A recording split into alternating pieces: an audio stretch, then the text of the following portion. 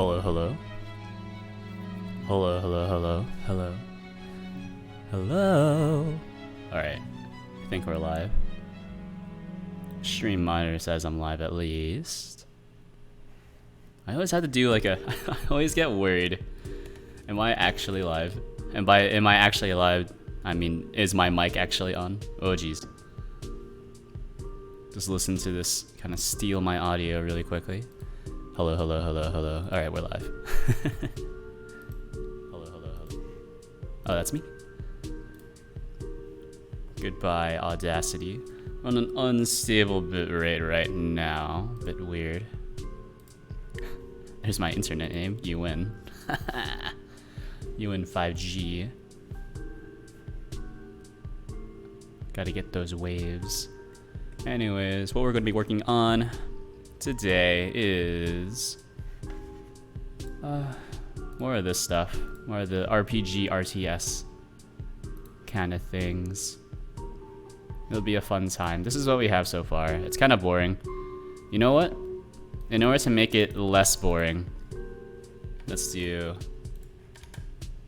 this.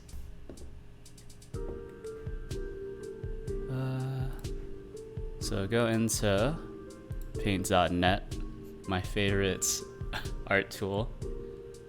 Actually, you know what? We don't have to do this in paint.net. Let's do this in pixel edit, and we'll just make it like really chunky pixels. So it will still anti-alias by itself, but not ridiculously so. Since what we're trying to do is create, more or less kind of like high resolution sprite art. It's not really sprites. I don't know why I keep saying like it's not really sprites, and like I don't know what I'm doing anymore. I've lost all control of my life. So, you know, that's a good sign. Anyways, this is our person. This is our person.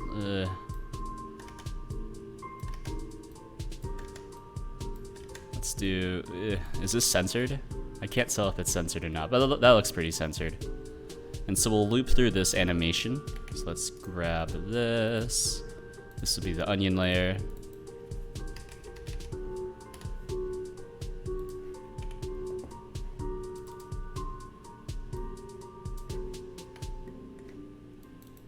Hey. Onion. Yes.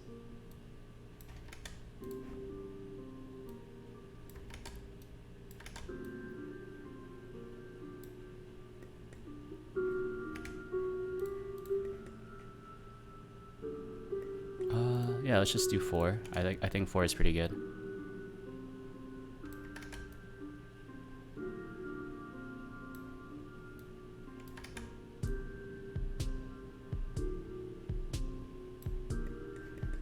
It's not bad. This is bad. Just kind of yeet this one. Why am I even using the eraser for this? We can just do this. Boom.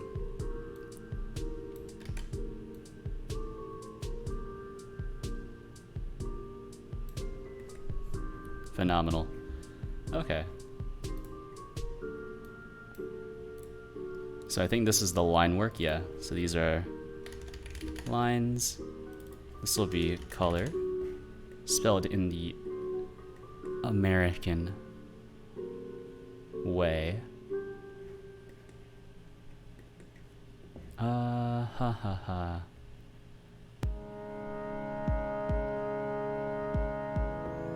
Alright, and then I guess let's just color like this.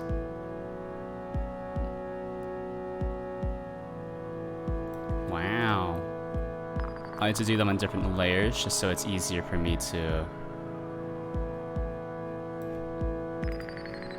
change it later. Or just add more things, right? So you just, when you add more things, you add them to a different layer so you can toggle them on and off. It makes exporting really easy.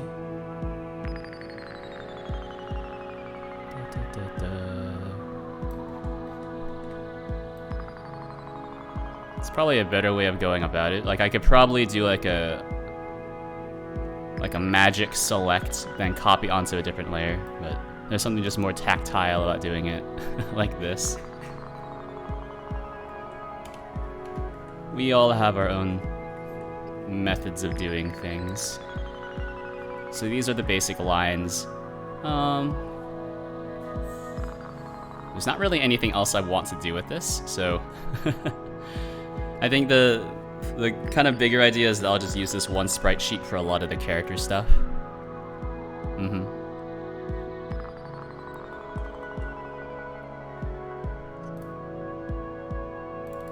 So we'll do details, I suppose.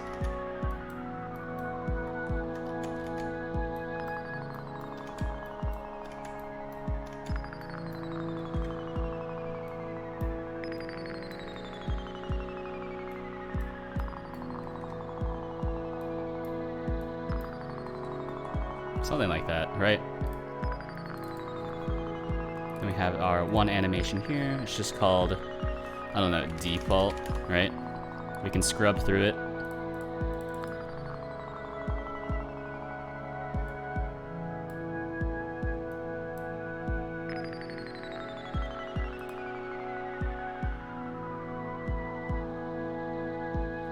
Okay. Let's do da da da.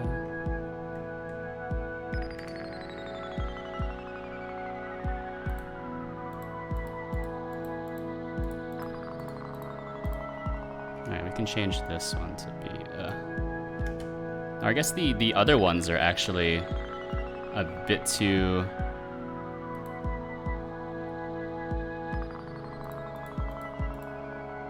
a bit too far off.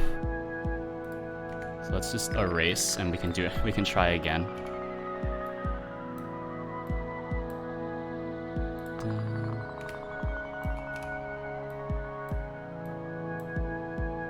And then the next one. Dun, dun, dun.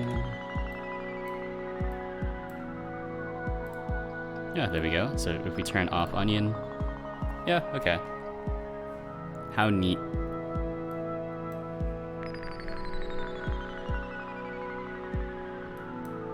Not sure what happened there.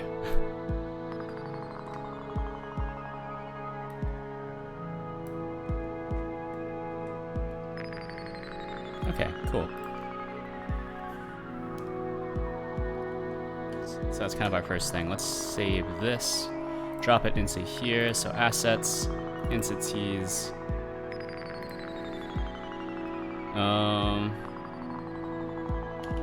Base unit sprite sheet.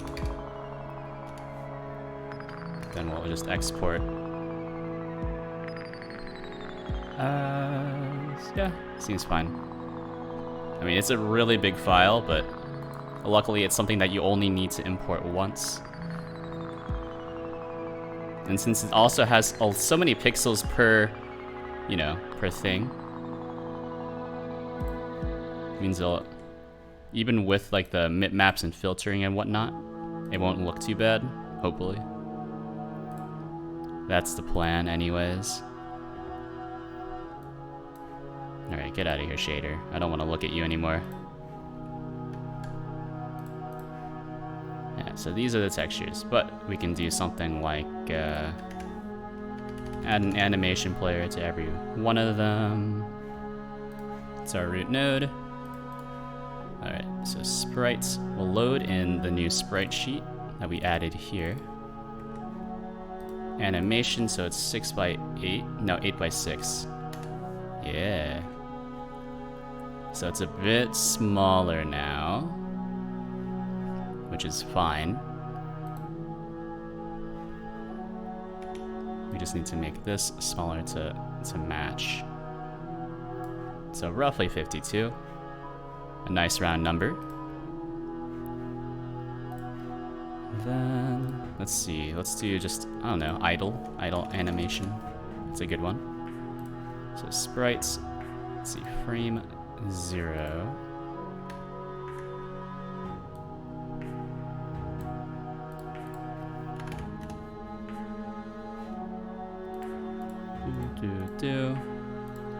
Make it 0.8, loop it. Yeah, something like that.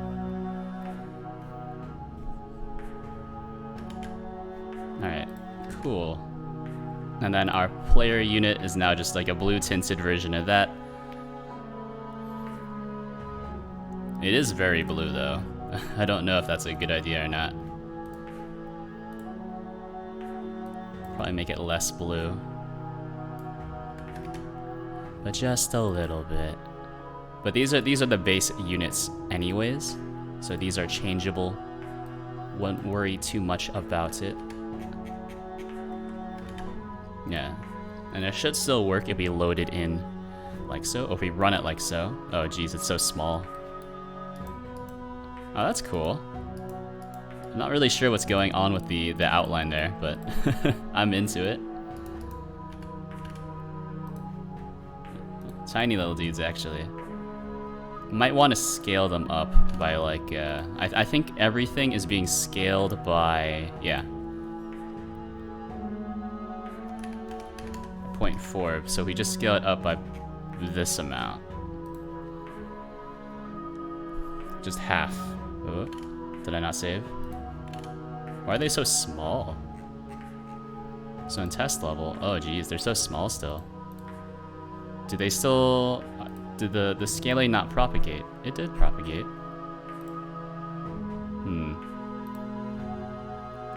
I don't know. Bring them back. Test level. Open up test level again. What do you got?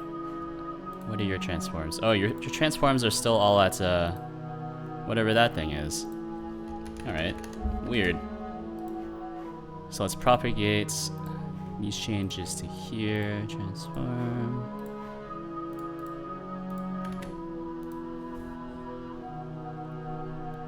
Yeah, okay. So now they just have like a really, really big one of these. Ah, it's weird. What is this?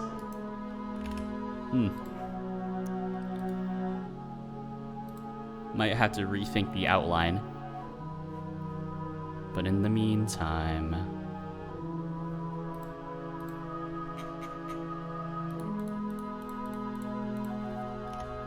unready of our anim player, animation player.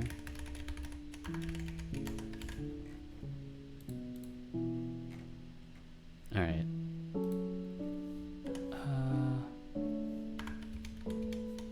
So these are all visuals related. These are all animation related. So this is like, we can do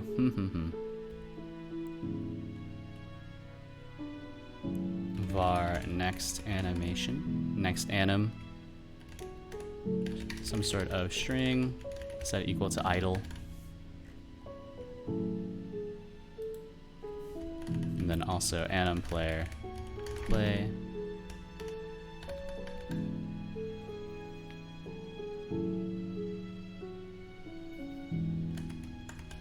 Or actually just play in the next animation. So we just store it in that variable always. And then we can just do a check against what the current animation is by doing anim player current animation. Easy. No need to do like fancy string management and all that. So let's see. That'd be pretty simple. Now they all just kind of run on the same cycle. Neat.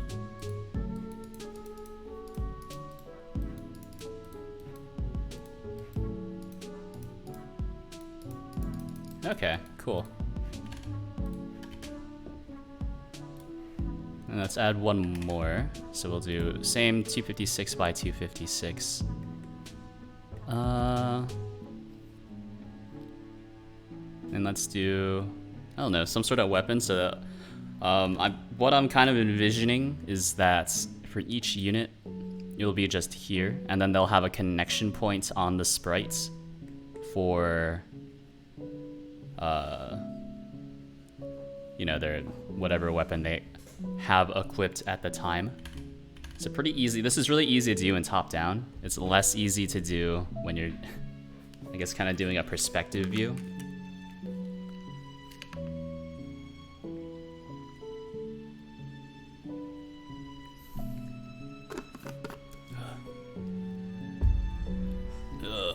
lumbar. I feel like I should get a better chair. This chair that I have is a bit too... or I'm barely tall enough to sit comfortably in it. We'll say that.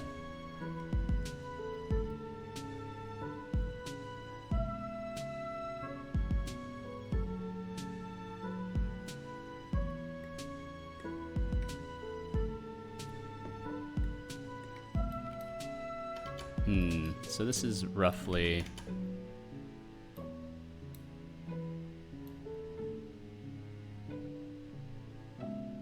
I don't know what I'm doing here.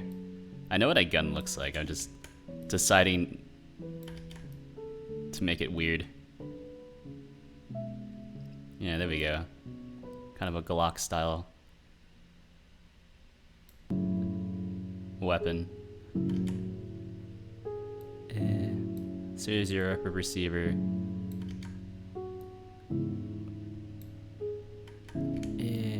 Something like that.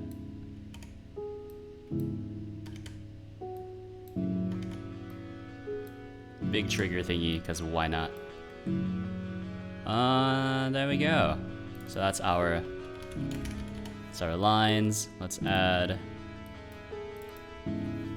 color.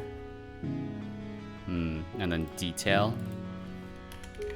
And then I guess we should also do onion, but I don't really need like an explicit onion layer. What I should really do is just make more use of frame edit, but I'm too stuck in my ways. Alright, so ejection port. Wow.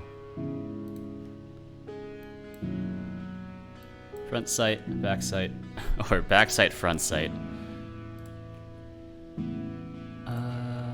Some color. I don't know. Is this what these things look like? More or less. Let's do one of these. Slowly color it in. Should probably add a trigger. Now I'm thinking about it. Lines. Bring back to 7. Wow, okay. What a great use of my time.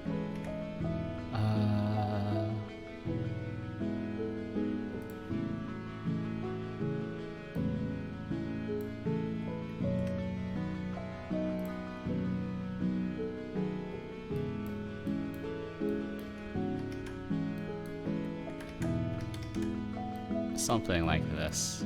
I don't know what this is, but kinda looks cool maybe. I'm trusting that the color ramps on this are good enough.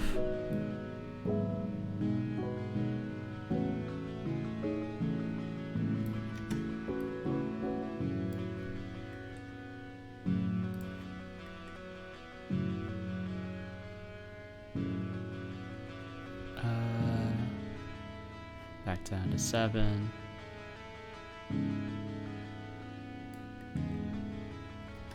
I don't know. I think that's fine. So many streamers I watch at once. Hello, DeadSec. It's always good to have options, just in case one of your favorite streamers just drops off the face of the earth, of course. I take no offense.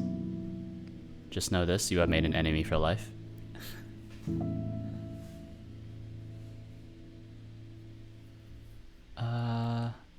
Okay, yeah. That's more or less like a pistol. Is it censored? I don't think it's actually all that censored. Now I'm looking at it. Oh, jeez. Let's move it over. How do I move all layers? Is there a way? Control, drag. Ah, jeez. I think, yeah, this is slightly more censored. There is no detail, so that's fine. Color, we'll just...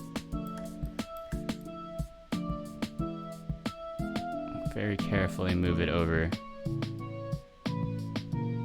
Actually, what happened? What the heck?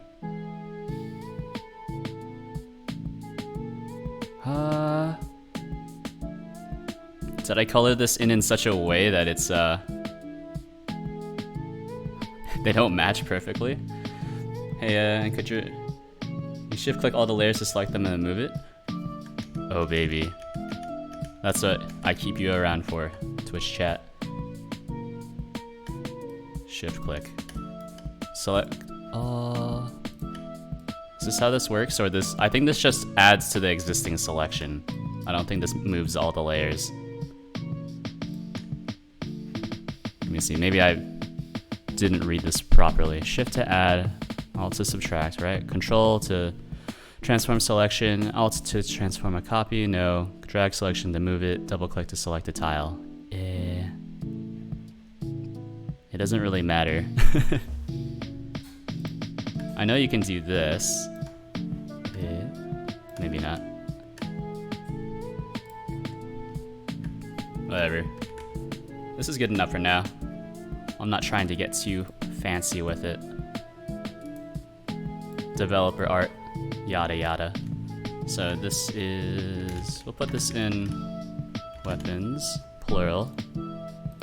We'll just call this, I don't know, firearms? Maybe just weapons 1. It looks good enough. It looks good though? Oh baby. The only style I can do is kind of the like early internet age, like Newgrounds graphics. So, or I guess like Flash game graphics. That's the only style I can do, and I'm not even that good at it. I would say that I'm slightly below average. I think if you need me to block out a scene, I can do that, but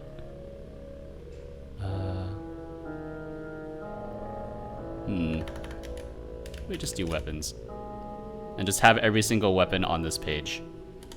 Yeah. Save. Yeah, there we go. I can do pixel art and some 3D vox on low poly stuff. Yeah, I recently learned how to do low poly, or I guess I learned the workflow. I know how to use Blender. Pixel art, I understand the idea behind it. I'm just not good. Which is why I just use other people's palettes. From Low Spec. My favorite palette list. Let me see if I can... Which is the palette that I'm using? I'm using... I think it's called like Alchemy, I think. Let me see. I'm not using Endezga. Endezga, however you say it.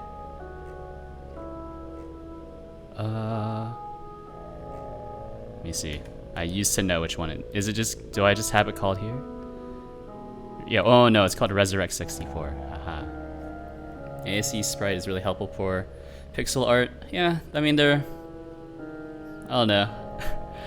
I don't like the UI of ASE sprite, which is why I just decided to stick with pixel edit. I'm not really really like the only reason why I'm using pixel edit for this is because Paint.net doesn't really have a good tile, or I guess a sprite sheets option. Otherwise, I would just do everything in Paint.net. That's the graphics program I'm most comfortable with. All right. Anyways, let's do. We need a position 2D. Yeah. So position 2D. Slap this under the sprite. So this is your base sprite. Where do I use? Paint.net is pretty good. Yeah, it's the only thing I miss whenever I go to like other operating systems. So Windows, I really only keep around for, well, pretty much everything, right? Since Windows is my main deployment platform, so I try to do all my development on Windows. But if I had a choice, I would either use Mac or Ubuntu. Since I'm more of a Linux guy, or not Linux, but Unix. I prefer using a terminal for a lot of my stuff. Oh, is this Godot engine? It is Godot, yep. I do pretty much all my stuff in Godot.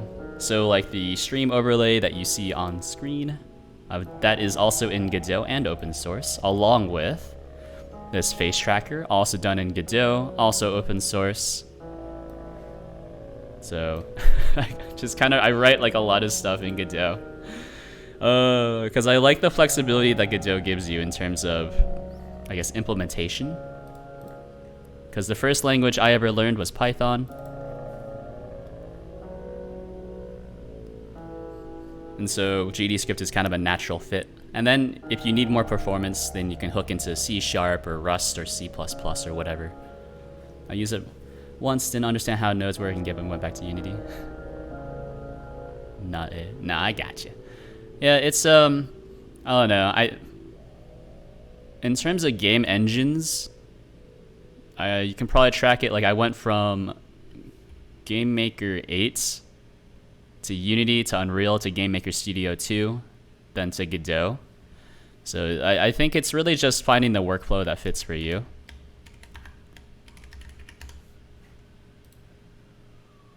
That's kind of how I see it. I don't know. I like Godot's nodes system because it's very, very object oriented. And so that's, you know, programmer professionally. I do a lot of Java. So the node system is very intuitive. Whereas I think the thing that always got me about Unity's prefabs is, at least back in 2018, you couldn't nest prefabs inside of other prefabs. Whereas in Godot, you can. Otherwise, they're pretty much the same idea. Except I guess Unity has like scenes in addition to prefabs, whereas Godot is just everything as a node, which is a bit more general, which I like. Yeah, I would love to learn Godot one day. Yeah, well, they're all kind of the same thing, right? So don't feel like you're missing out, I guess, unless like Godot has something that you really, really want. I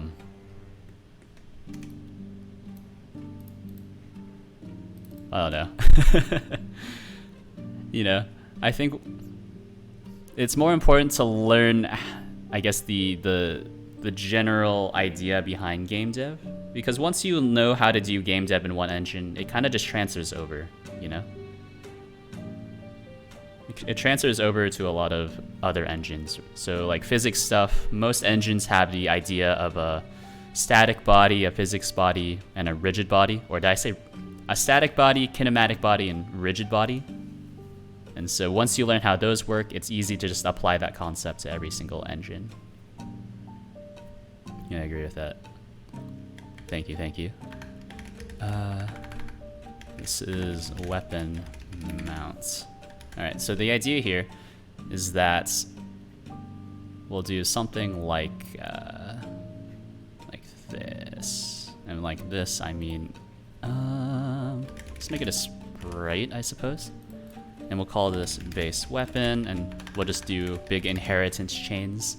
In my opinion, I think Unreal is probably the best engine for how much I can handle, and the new graphics on it is insane. It's very, very fancy. It's also extremely heavy, right?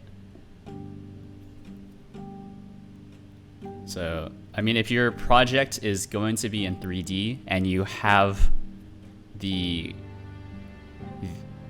art's capacity in order to make use of all the fancy rendering things they're doing, then yeah, Unreal is probably the best. But you know, for me, I'm not very artistic. I don't work with any artists right now, so I can't really make use of the fancy graphics capabilities that Unreal has. I still prefer Unity. My laptop will explode trying to run Unreal.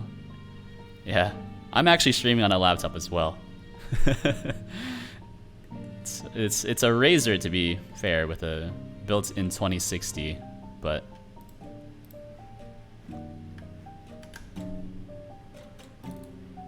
let's see, entities.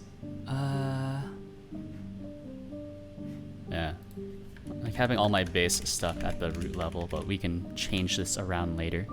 Base weapon. It's pretty good for a laptop. Yeah, I think this laptop is like 2 years old, so like it was fairly modern at the time. I mean, it's doing pretty well considering that I'm running a face tracker and streaming and doing game development at the same time. As well as running these two programs on the side. Well, the aforementioned face tracker and the stream overlay, which are both using Godot export templates that are not optimized for whatever they're doing. So the little, especially the stream overlay is actually really heavy for what it's doing. I think it has 3D like built into the export template, even though there's no 3D capabilities being used. So yeah, it's probably doing okay, all things considered. Base weapon. Oh, it's a very big lad. I wonder if I should flip it. So, let's see. What's the thing? Yeah, flip V. Flip V and then probably just scale it down. But then it's gonna look really weird. My laptop is ancient. It uses an Intel Pentium. Oof, Intel Pentium. That is ancient. That's like, I don't even know. That's...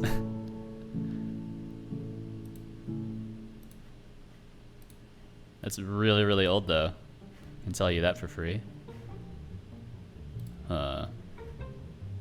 Wait, what happened? Oh, sprite was modified from an instance but has vanished. Okay, that's fair. Let's change it back.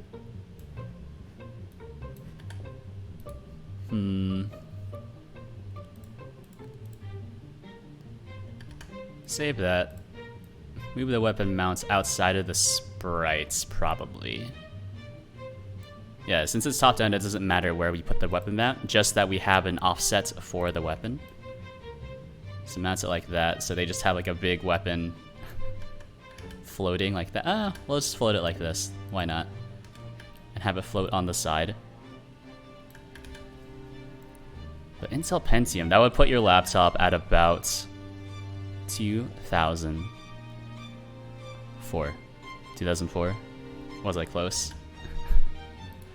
To whenever your laptop was made.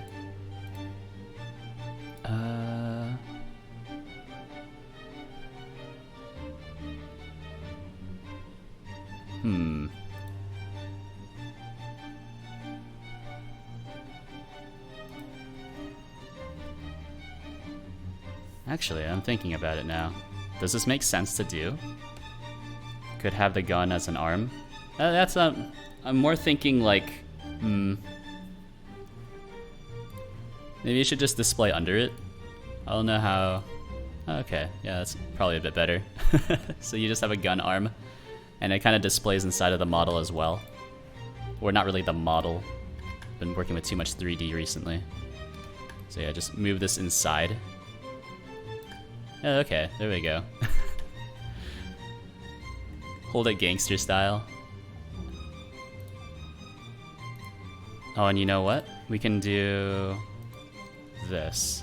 So we can flip the scale here, and there we go.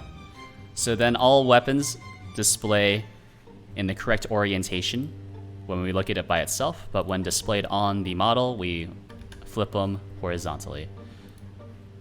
Oh, geez. Oh god, don't crash. I'm using the most recent beta. Is this working fine? Okay. Enemy unit. Yeah, that works. This is true. Okay. Yeah, so okay, then you have the little guys. Oh, I'm just rotating the sprite to completely. Okay. Okay. Yeah, that's fine, I guess. That's fine. I'm not gonna use the modulate thing in the future anyways, so it's fine if the the gun is also red, so then we get the rotation for free. I don't update Unity, new versions of Unity break a lot. Yeah, that's one thing I really did not like about Unity. Is that they, you know, there's a lot of options that you have in terms of version choices. But really, why would you ever use anything besides the LTS? And even then, people don't really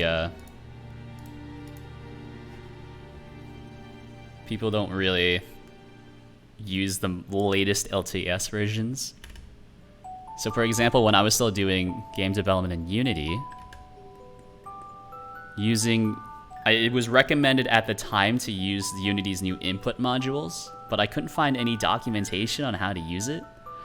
And then it looks like the standard community implementation, which is like some paid package from the asset store, was the recommended way to do input handling anyways. So I was like, this is the dumbest thing. I'm using Unity 2023, which works well. Nice. Nice. Okay, so base unit sprite sheet. Okay, yeah. And then we'll just update this later when I actually do player unit sprites and enemy sprites, but this is just, I guess, for default purposes. And so, just in the future. Oh, actually, you know, what we can do here is we can do a remote transform, so I don't have this kind of weird overlay. So assign this to weapon mount. A remote transform. Like that. Yeah, I don't know. I think Godot doesn't really have LTS versions. You just use whatever the latest is, because there's not too many version increments, I guess. Right? And anyways, everyone's already just waiting for Godot 4.0, which is supposed to have like super fancy rendering capabilities. Like it has, like what is it? One of the big selling points is that it has ray tracing on by default. Or it's not, you know, NVIDIA style ray tracing. It's their own kind of custom implementation that should work on all sorts of GPUs. So technically it's like a more portable, it's not ray tracing, it's not even global illumination, it's something else. Sounds pretty cool. Yeah, I've used one version of 4.0 already, one of the super pre-alphas you had to compile yourself. It only crashed like 21 times, 27 times I think, because I wrote a language, a programming language in Godot that runs inside of it, GD Lisp. This is not the 4.0 version, this is still like the 3.0 or 3.3 version. Anyways, I'm gonna grab some code I've written before. I am copying code, but this is code I wrote, so I don't think it actually counts as copying. Probably. Is this the old one or is this the new one?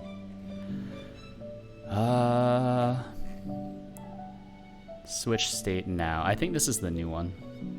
20 is not that bad compared to Unity's new versions. Do Unity's new versions crash a lot? I haven't used it on a little for a little bit.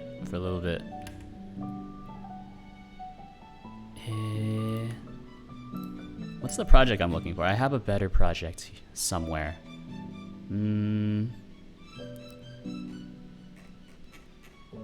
Better project somewhere that has a slightly more updated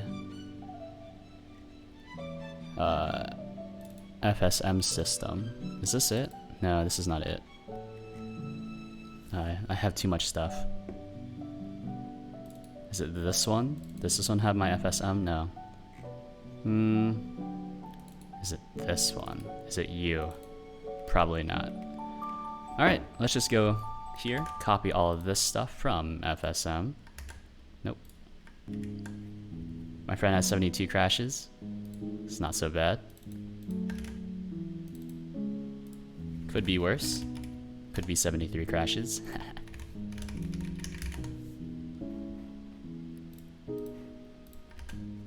Yeah, I think Godot also has some crashes though, right? So if you do, I think if you use the Godot language server plugin for VS Code, sometimes it can lead to crashing for some reason. Something I've noticed as well is if you have OBS trying to capture specifically Godot, like the editor, and then you launch a, this kind of debug program, sometimes Godot will crash. Right? And ever since I've stopped capturing like this window specifically through OBS, I haven't encountered that kind of crash again. So I'm trying to pinpoint where it happens. Anyways, there's our FSM. Yeah. FSM, load them all in. There we go. Okay, and then we can do something like this. So we do just a regular old node. These will be your states. We don't need to do that, right? So each FSM state is just an object. Okay.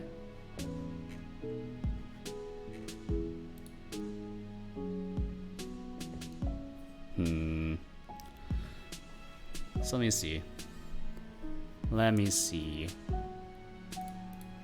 Object is not necessarily a node. Okay. I think I had some code that worked with this properly. Oh, is this my... I think I had a modified version of this for a game jam. Yeah, I think Dream Diary Jam 5 used a modified version of this. So player, and we can look at idle. So this extends FSM states. It's a very weird workflow. I like to use Notepad++ for a lot of external dependencies. So FSM, construct FSM states. Okay. It's all coming back to me now. Okay, so base unit. Let's start doing some FSM management. So construct FSM states. Okay, and so we just will always call this in the ready function. So this is base unit, player unit, and enemy unit. Extend a base unit. So I think it makes sense to construct the FSM here. We can also override the ready function though. Oh, but actually...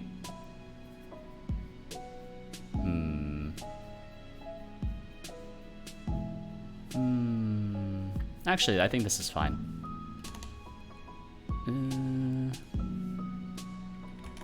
Maybe.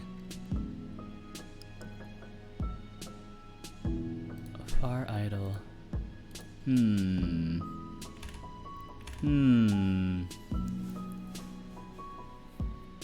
See, the reason why I'm kind of looking at this in a slightly confused way, right, is that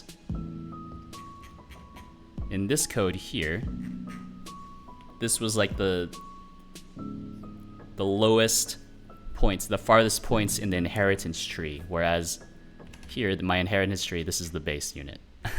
So it's basically the jumping off point in the inheritance tree. Oh, what's up, Null? What's poppin', Ducky? With the waifu? Heck yeah. Think of it as my anime body pillow. Actually, this is not a waifu. This is Fern from hit manga Soso no Freiren. Excellent read, by the way. Highly recommended. So this is base units. You know what? I should probably move all units into a different directory at this point, since we're starting to have more things. So there's units, and then there's just weapons, right? So new folder, weapons. All right, make sure to do this one at a time so that Godot doesn't get confused. Updating scene, that's fine. Base unit GD. I'll get confused.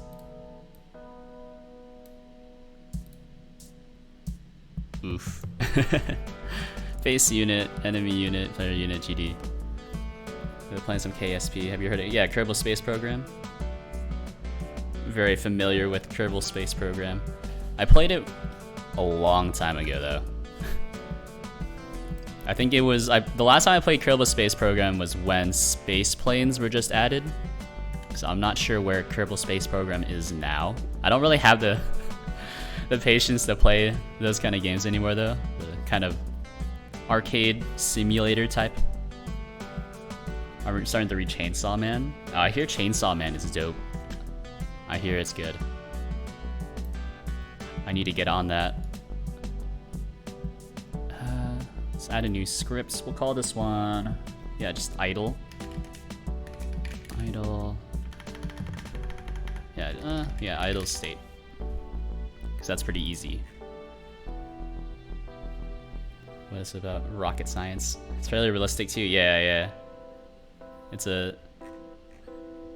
It is rocket science, right? You are NASA, more or less, and then you try to go to space and do all kinds of space stuff. Ugh.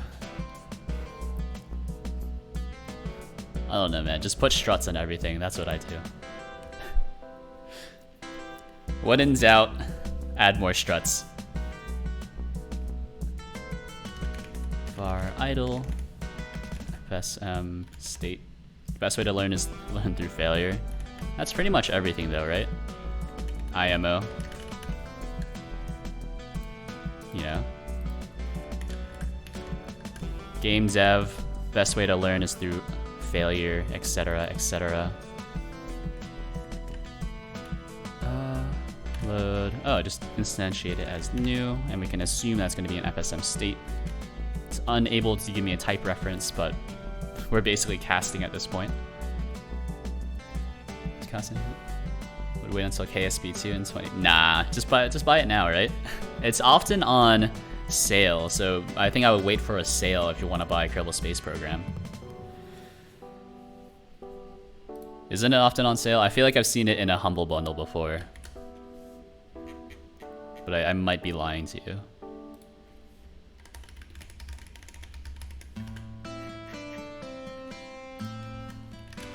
Alright, then we do FSM is equal to FSM.new. And then we need a few input parameters. So self, idle. And then set idle as the base. That's neat. I didn't know they were coming out with a Kerbal Space Program 2. Seems cool. They want to make KSP better, but the whole rework of the game, so they're thinking KSP 2. If you don't mind spending extra cash, you can get KSP to see if you even like it. I don't know. I mean,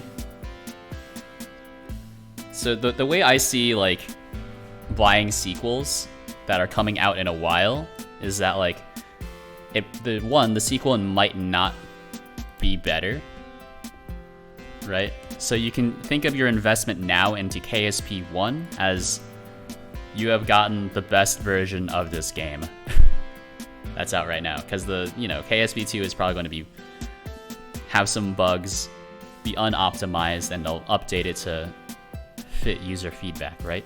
Whereas KSP 1 at this point of its life cycle is probably going to be the most complete version of the game yet. So, and also, like, you're paying the tax for playing a game now rather than playing it later. You can always wait for the most recent version of a game, but I think at that point then you run into the problem where you're just always waiting for stuff and never actually playing games.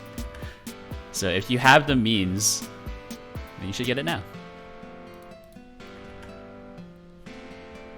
And then you'll know if you want to get the second one. And it'll also hold you over until the second one, right? so that you'll know what you're doing so you can jump right in. Alright, so this is our FSM. We want to do an FSM run. So let's see, FSM run with delta. Alright, so I'm trying to run a lot more things through FSMs, a finite state machine, as opposed to just directly in the physics process. But really what that means is just a lot of animation management.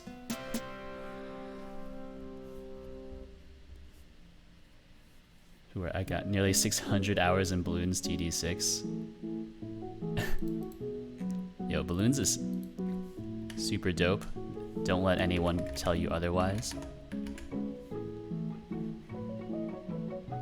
Alright, so construct FSM states. These are the defaults. And then I can also change this if needed for something like this. Alright, so new folder, player, and then we'll move all the player unit stuff into the player folder. And this is how you know I'm a Java developer. So that now we have a super nested folder structure.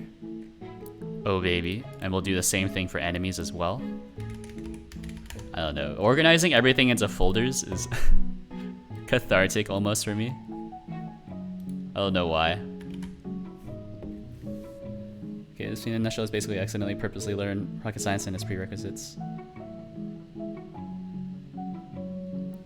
852 hours in Unturned. I've never played Unturned, but it's like this Minecraft looking zombie shooter, right? Something like that.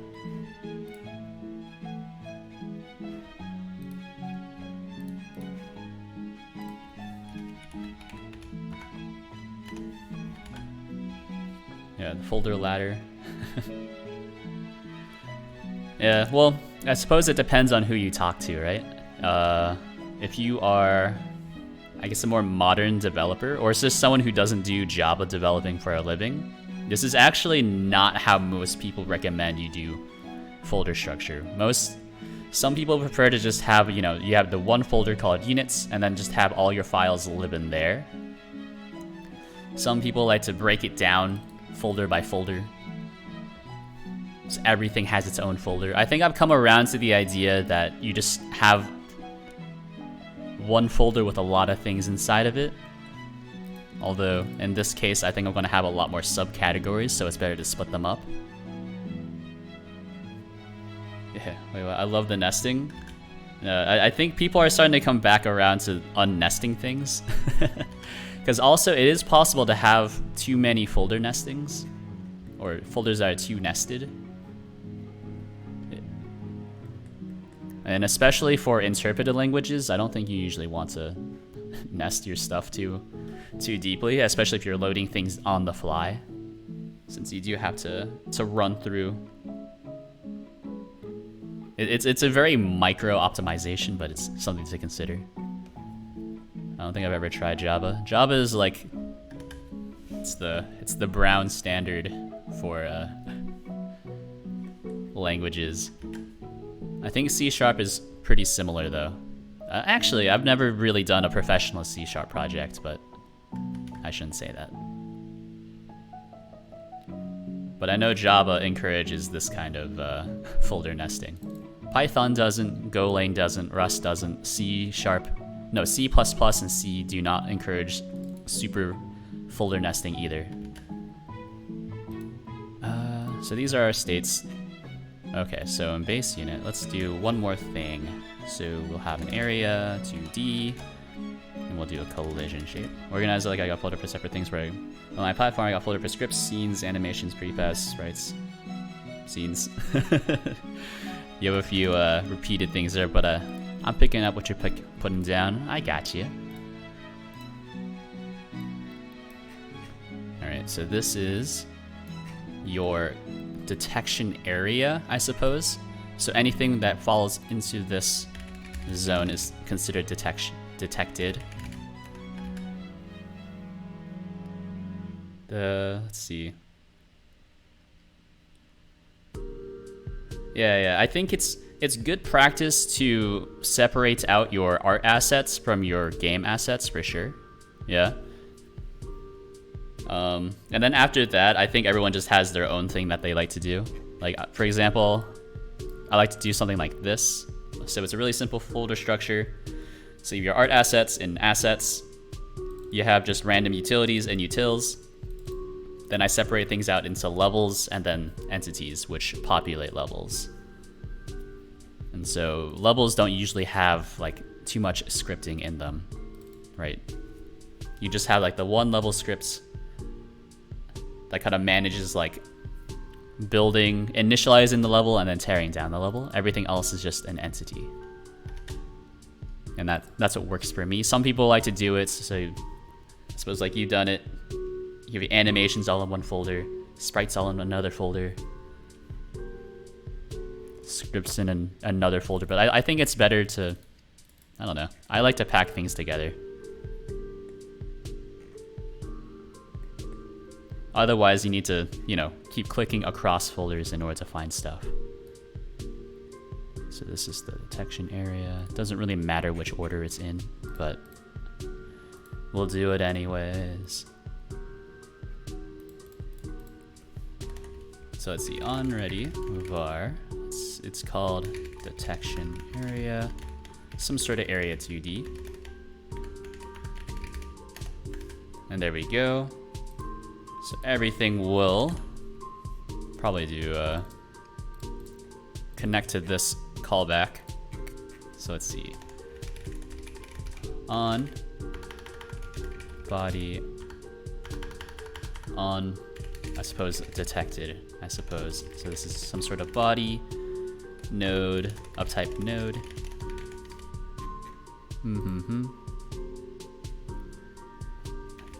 And so now that we have a reference to the detection area node, we can do connect. Body entered or area entered? Let's do body entered. I think that's slightly more simple. And let's see.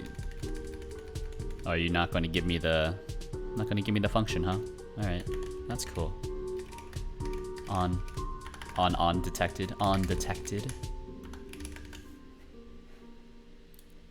And also, check this out.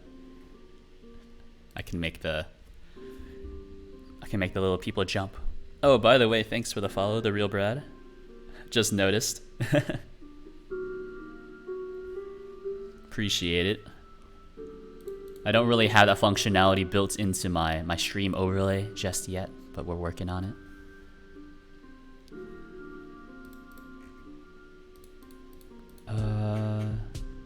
So let's see. This is actually a remake of this is like the 5th iteration, the 5th remake of this game. Because like I keep working on it, then deciding that the code is too bad. So then I abandon it, come back to it like a few months later, and try to remake it again with slightly more experience. I also organized a hierarchy to make it cleaner to look at. Yeah, well, I think cleaner is just whatever you're used to, right? Yeah. Yeah, as previously stated, some people like to just have, everything all in one space. So kind of like, for example, here in the screens folder, I just have pretty much everything at the base layer except for individual levels, which then will branch off into their own folders, because those can have a lot of, I guess, other things attached to them. Or utils, it's pretty much the same thing, just dump everything in the base utils folder except for FSM, because you have, FSM related stuff grouped together. It's whatever makes you happy, You could just have everything in just the root folder. It's possible to have too many folders, it's possible to have not enough folders, such that it's, it's hard to tell what you're looking at. So var detected units. Yeah, okay. And so this is going to be some sort of array. Pre-initialize it as an empty array. And I actually have already written code, more or less, that does this kind of stuff before. So I'm just going to look at whatever I did before. Deployment strategy, RERX, which is deployment strategy, redo, then RX is just the other iteration of it.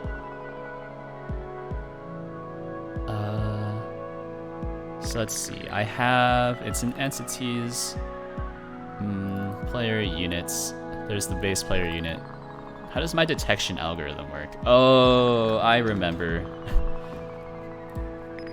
Actually, no, I don't. Hold on. Detection. Hey, detection module, which is written in Rust. Oh, baby.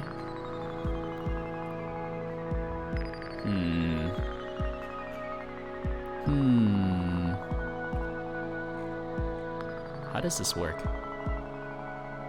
Get closest object position. So detected enemies. Oh, okay, so this inherits from base unit. So it's actually pretty faithful to how I usually do this kind of stuff as well. Detected units. Animation. Boom, boom, boom. Oh. Space state. What was I doing here? What? Has line of sight? What? What am I looking at? Who wrote this? Detected enemies.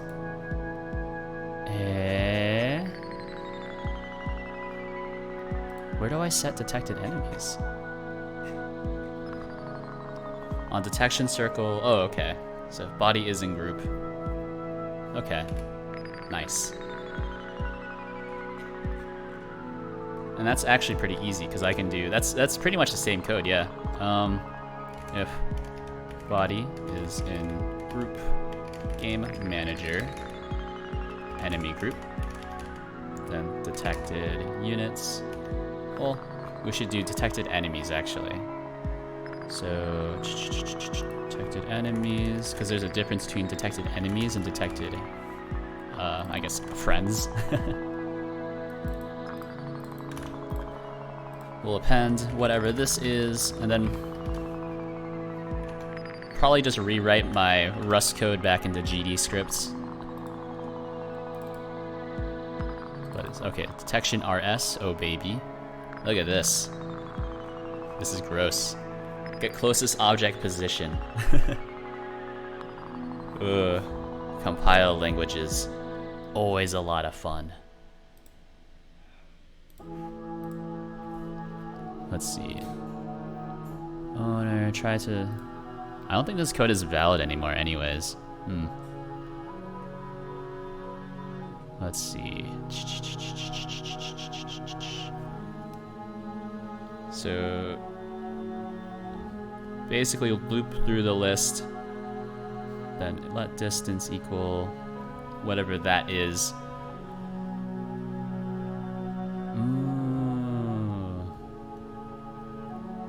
Yeah, that's really slow. That's really slow. Because I'm running that 60 times a second as well. Anyways, I mean, this will just work though. And we can even look at visible collision shapes. So, geez. Trying to assign value of type idle state ed to variable of type FSM states. Okay, hold on. Really quick. Oh, did I not do this correctly? Idle states. Oh, okay. FSM state.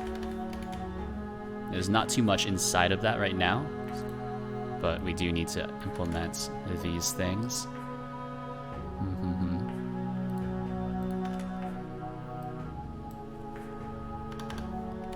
Well, actually, let's get rid of idle state, and we'll bring it back really quick.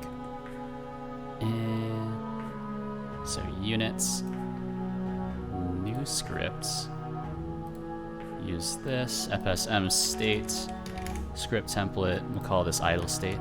Idle state. Beautiful. We can open it up. And there we go.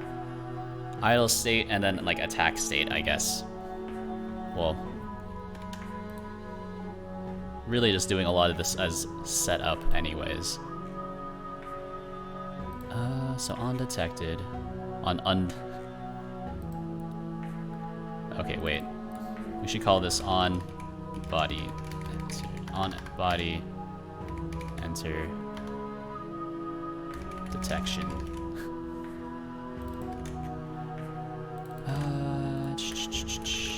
Do this again, but except this time it's body exited, so we're using a lot of callbacks. Because it's just nicer this way.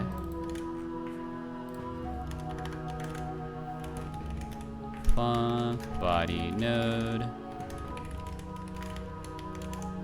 And then if detected enemies has body,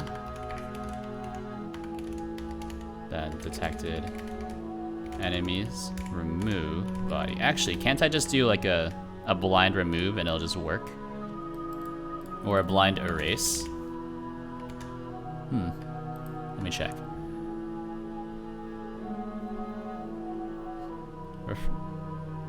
Removes the first occurrence of a value from the array. To remove an element by index, use remove instead. This method acts in place.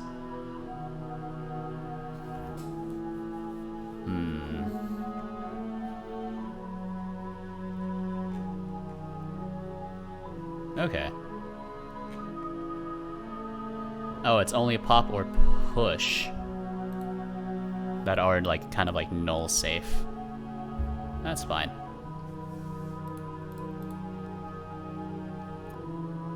Yeah, this can definitely be optimized, but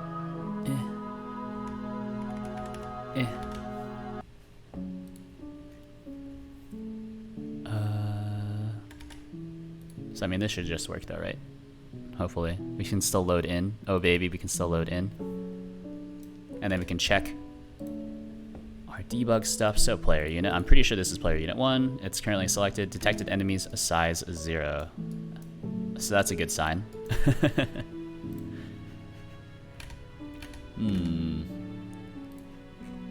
Did I not connect it correctly? Detection area connect, body entered. And it doesn't matter where it enters from. Enemy units, which groups are you in? Oh, you're not in the enemy group. So that would do it. Player unit should be inside the player group. Yeah, there we go. So now we should be able to peek inside of the group. So there is, yep, detected enemies size 1, which is an object. Oh baby. So you can kind of see there in the background. Array size 1, array size 0. I'll go to bed since it's 1:26 a.m. for me. Good night. Hey, thanks for tuning in, Brad, the real Brad. Take it easy. Thanks for tuning in. You know, peep the schedule. I think my schedule's in my description below if you want to keep updated on whatever I'm working on, or join the Discord. Somewhat active there, but mostly for the open source projects I work on. But yeah, I'll be here. I think the next time I'm going to be live is on Sunday from 7 to 10 Eastern time. Yeah, so there's our weapon. I think we're just going to do shooting logic. Yeah, I think we're just going to do shooting logic.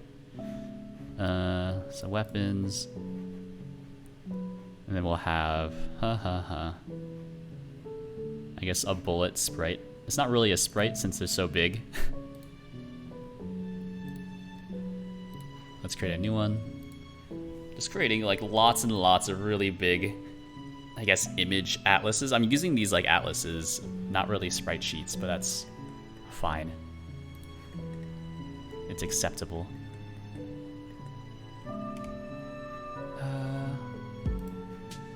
So let's see. This is, yeah, pew pew, by the way. So this is animation 1. This is bullets 1, bullet 0. And so now we'll just use this for the onion skin capability. So we'll just redraw it several times. Kind of have the nice hand-drawn look to it. And we can play it. And look at that. It's a wiggly noodle. Gotta love it.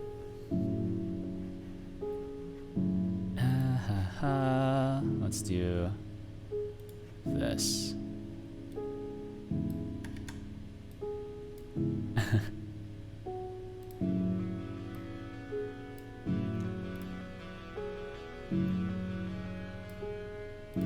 Boom, boom, boom, and then boom, boom. Yeah, that's cool. It's not really how bullets look, but it's reasonably stylized.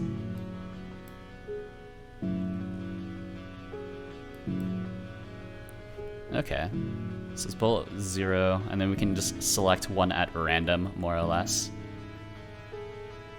Or select an animation at random, more or less. So these are, I guess, just bullet tracers.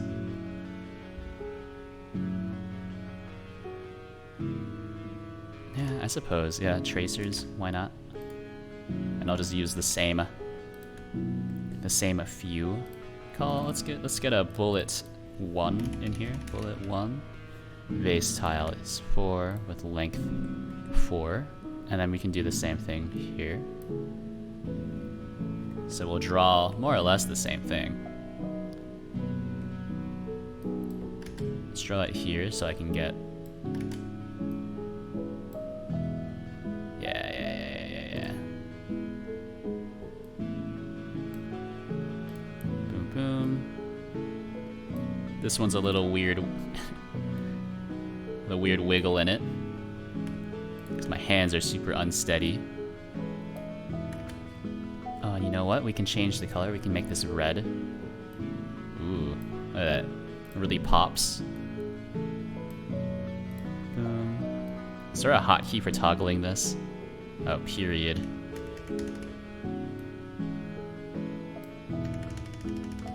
Yeah, there we go. It kind of looks like an inchworm.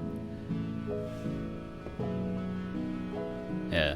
I think actually, red is somewhat inaccurate. Doesn't like the Russian army use green tracers, actually, now I'm thinking about it? I don't know. Kind of just spitballing.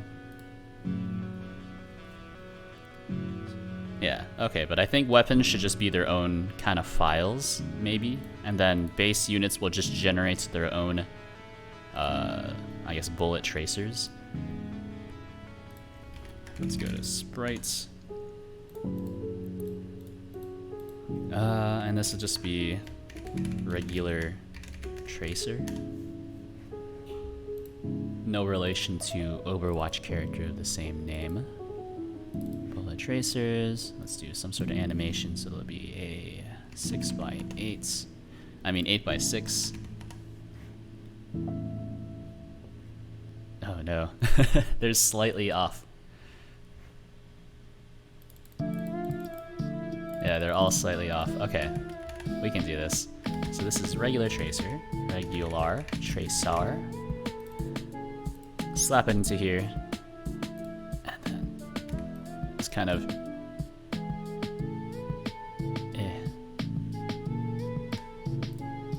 Alright, looks good. I think it's actually a bit too far down now, but re-import. Yeah, it's too far down. Curses. Alright. Export. One more time, then re-import. Yeah. Alright, we're almost there. Almost there. I think that's probably good. Re-export. Hey, he's done it. Eyeballed it successfully. Alright, so regular tracer, and then we just slap an animation player on there. So animation player. Have a little piece of code in here in order to kind of help the animation player. So we have onReady var anim player, some sort of animation player.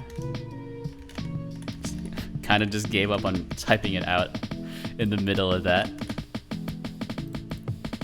but I'm glad it all worked out in the end. Alright, so game manager, I do have RNG. Okay, so I do create a random number generator, so I can use that. As well as we can have a lifetime counter here. So var lifetime, some sort of float, and let's make it 10 seconds, so it'll just automatically clean itself up. So func process delta, which is some sort of float, and then we'll just do lifetime minus equals delta, and then if lifetime is less than or equal to 0, then self queue free, or just queue free like that.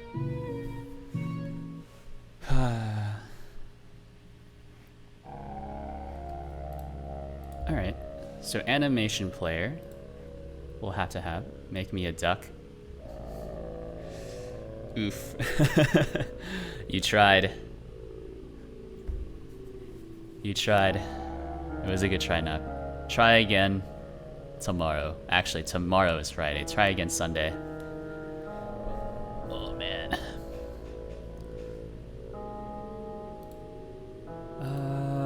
So let's see. What's up? What's up, mate? What's up, Doc?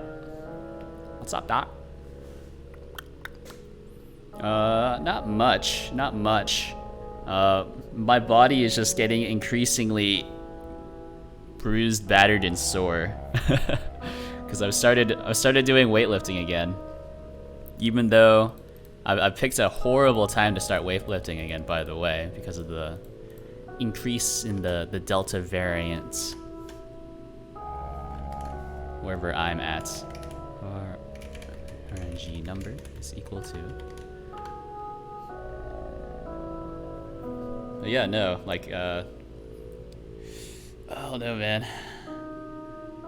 Muscles are really sore. I forgot how much, like, working out after, like, not doing weightlifting for a while, I forgot how much your muscles hurt. So right now, like, arms completely destroyed. Kind of just entire upper body completely destroyed. Tomorrow is back and leg day, so I am not looking forward to that. And then, you know, oh, same over here, dude. Delta is too much. Yeah.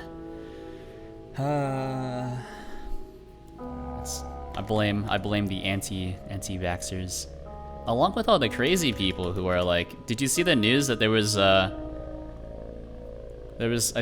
someone who got on a plane and he used his wife's like identification and he dressed up as someone in a hijab, or it wasn't a hijab, it was actually a burqa. And they only noticed because he took off the burqa while he was on the plane. And then he tested positive for, I think, the Delta variant. Yeah, that's crazy. One. What the heck?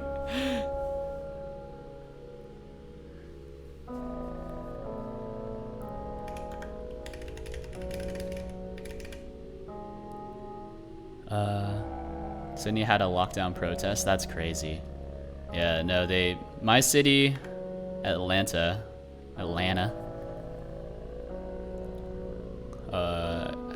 has had a mask mandate reinstated, and people are just mad about it. It's like, it's not even like a mask mandate for outside, it's just indoors where there's air conditioning. Yeah. Lockdown protest. Lockdown protest is just like it's a weird energy.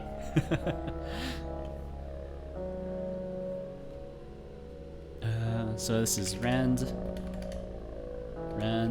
I range. Oh, this is not a float then. This is an int.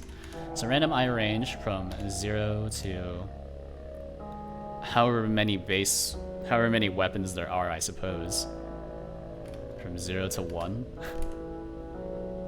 for right now. And this is on regular tracer, so that's easy. There's only one tracer that just alternates between several tracer types. It's hard to call it a protest. Faith in humanity, so he got auto-modded. Allow. Oh wait, what the heck? I don't know if I want to add permitted term. You know, female reproductive area, but we'll do it for now, and then maybe I'll add it back to auto mod. How do I remove permitted term? Add. What are my slash commands? Let me see. Slew off, timeout. No. Prevent. Oh, you can prevent users from sending duplicate messages in chat? That's crazy. Yeah, I don't know how to. I don't know. We'll figure it out later. I didn't realize that permitting your messages would also just allow all messages of that type in the future. How unfortunate. Yeah, okay, so actually this shouldn't be a sprite. This should be let's add a kinematic body 2D with a collision shape. And then this will just be we'll just make it a rectangle.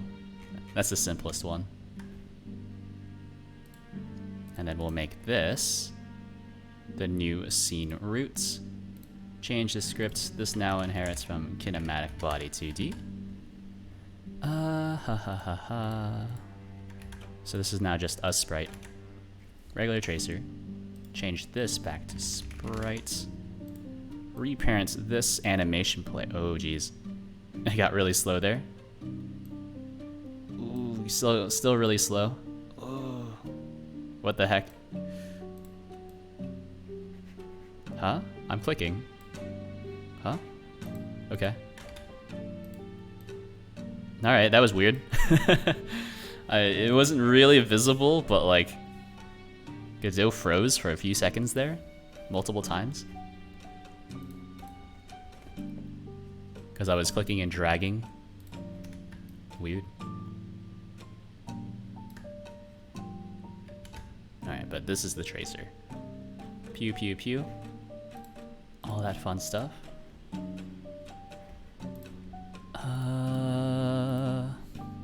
And yeah. So animation player, I think I'll only need to create animations on this, right? Since we're just doing, you know, tracers like this. The collision box, or the collision doesn't really change, right? It's just the sprite. So let's have one, we'll just call it, I guess, a move. Default tracer, well, okay. We should do like this. This is like tracer 0.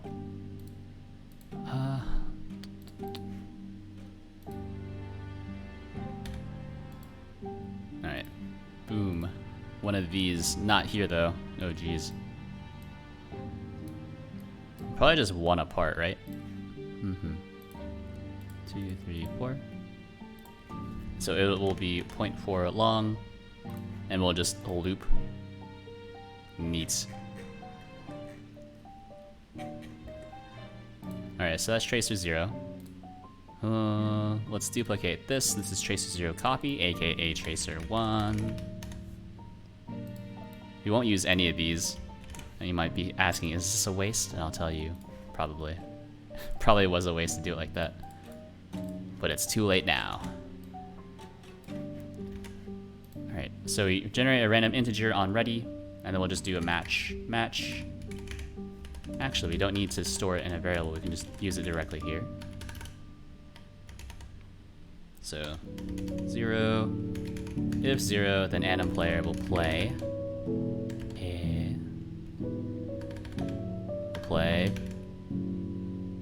excuse me. Okay, I guess I don't get autocomplete. So, pretty simple naming scheme we have here. So if we roll a 0, then play tracer 0. If we roll a 1, play tracer 1. Random I range is inclusive, is not exclusive. Very easy. Yeah. Should be fine. I think I just got pinged.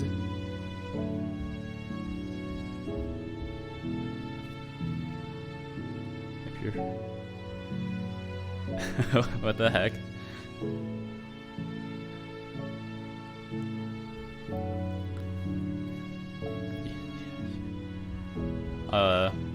Might be fun to jump into a Discord call just live on stream. Might be a bit weird. I don't know. How many viewers do I even have? Alright. Not enough to make a significant difference. Yeah, it's the VRM folks, VRM peeps. I've talked to them before, so it might be fun. It's a good distraction from the bureaucracy.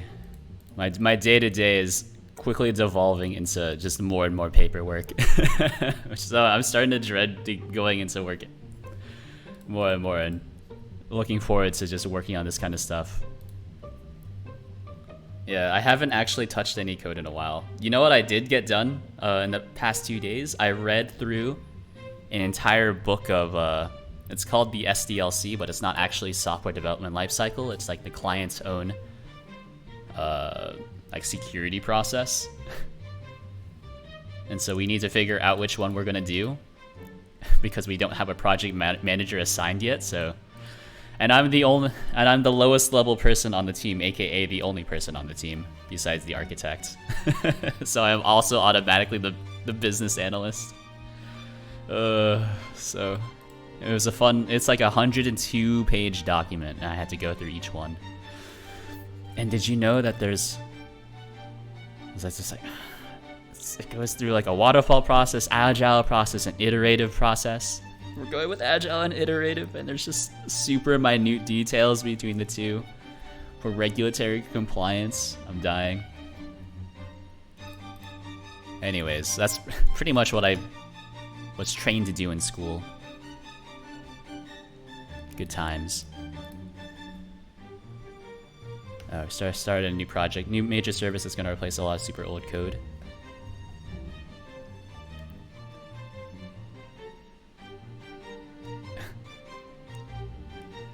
Oh baby, gotta love updating old infrastructure. Or I suppose not infrastructure, but old apps. Or whatever. I'm assuming it's some sort of infrastructure though, right? Tooling for other parts of your code base. Haha, trained. Yeah, well, you know. I mean, it's actually pretty similar to what I did in school. You read through a document which is super arbitrary, take some notes, then present your findings. And then I don't actually get to make the decision.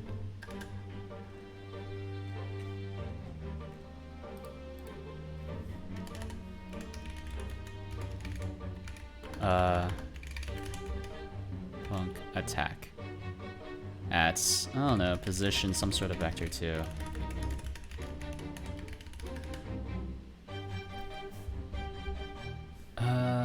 New service. Actually, core business concern. I get to design it. Oh, baby.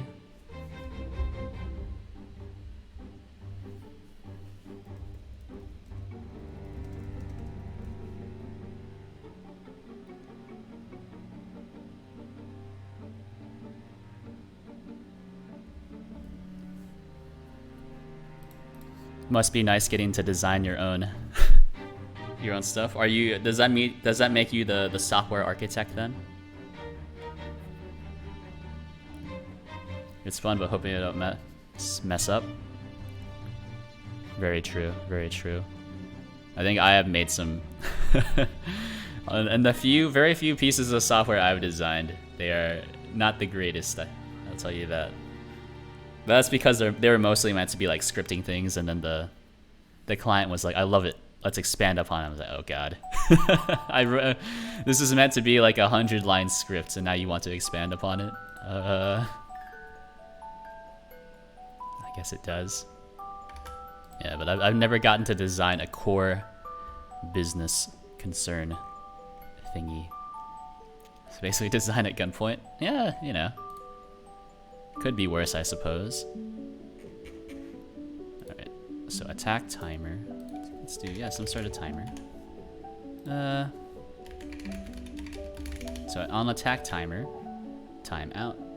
No auto start, we'll do a one shot.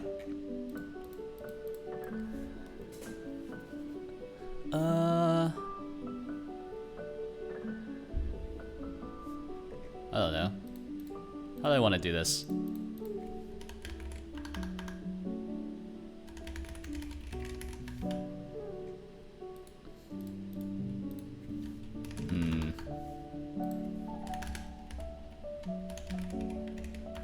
So this is miscellaneous stuff. So attack stuff. So we'll have the attack timer on ready var attack timer, some sort of timer that will just auto load like this.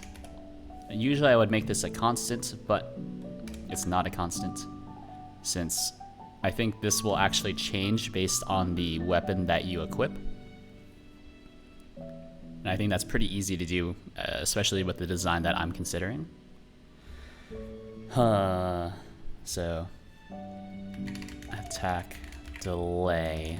Oh man, I think it's all coming back to me. I think I've run into this design problem before.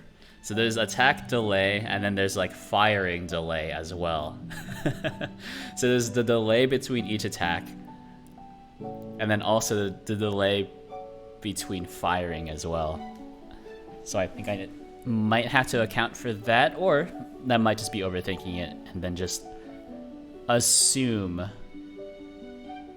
that there is no delay, or there is no firing delay as opposed to attack delay. So the difference between an attack delay and a firing delay is that your units will have to line up a shot, I guess. Well, I don't know, it's just a matter of how far up you're abstracting a unit attack. Hard to say.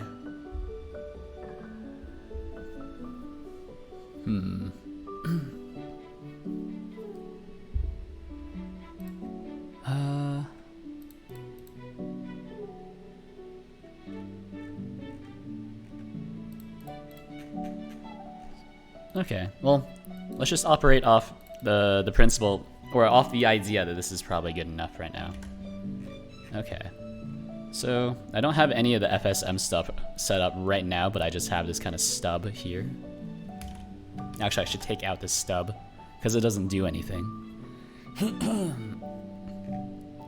Alright, so this is all movement stuff that I can move into an FSM state later. So this is all just movement related stuff, speed modifiers, etc., etc. Alright, so this is attacking. So if, hold on. So there's attack delay, and then also var can attack. Some sort of bool equal to false, I suppose. Like so. Okay, so if actually can attack is true, so we start as true. We always start as true, and then the timer will reset it. So when you fire a shot, you can no longer attack, and we start the attack delay timer. So if can attack. then if detected enemies dot size is greater than 0 and can attack, then we'll do a thing. So what thing do we want to do? There's just the one enemy for now, so let's add a to-do note. To-do calculates the closest enemy. But for right now, we can just take the first one. Var enemy is equal to detected enemies 0. And that is 100% going to be some sort of node 2D. And that's really all we need from it. So enemy.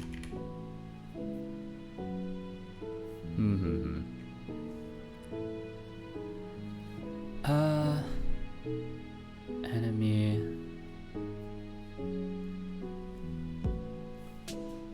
Let's see. Where am I generating tracers from? Should I put tracers on the base weapon? Or should that be more for... I guess the question is, how should I design this? Or how should this be, or where should things like this exist?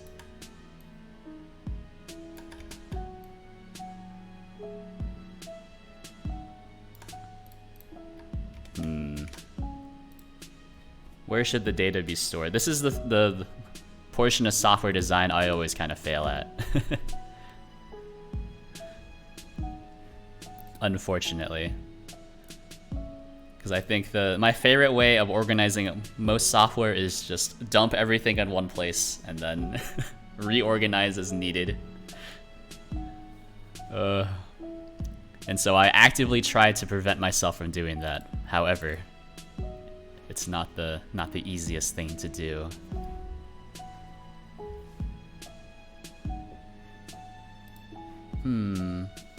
So this is your base weapon. I feel like you should have a base weapon script, which will define your kind of weapon API. Class name, base weapon, phenomenal. And then it will just really be like a struct, I guess. That defines a few things. Yeah, I think that's probably a good way to design it, is that it's just kind of a struct.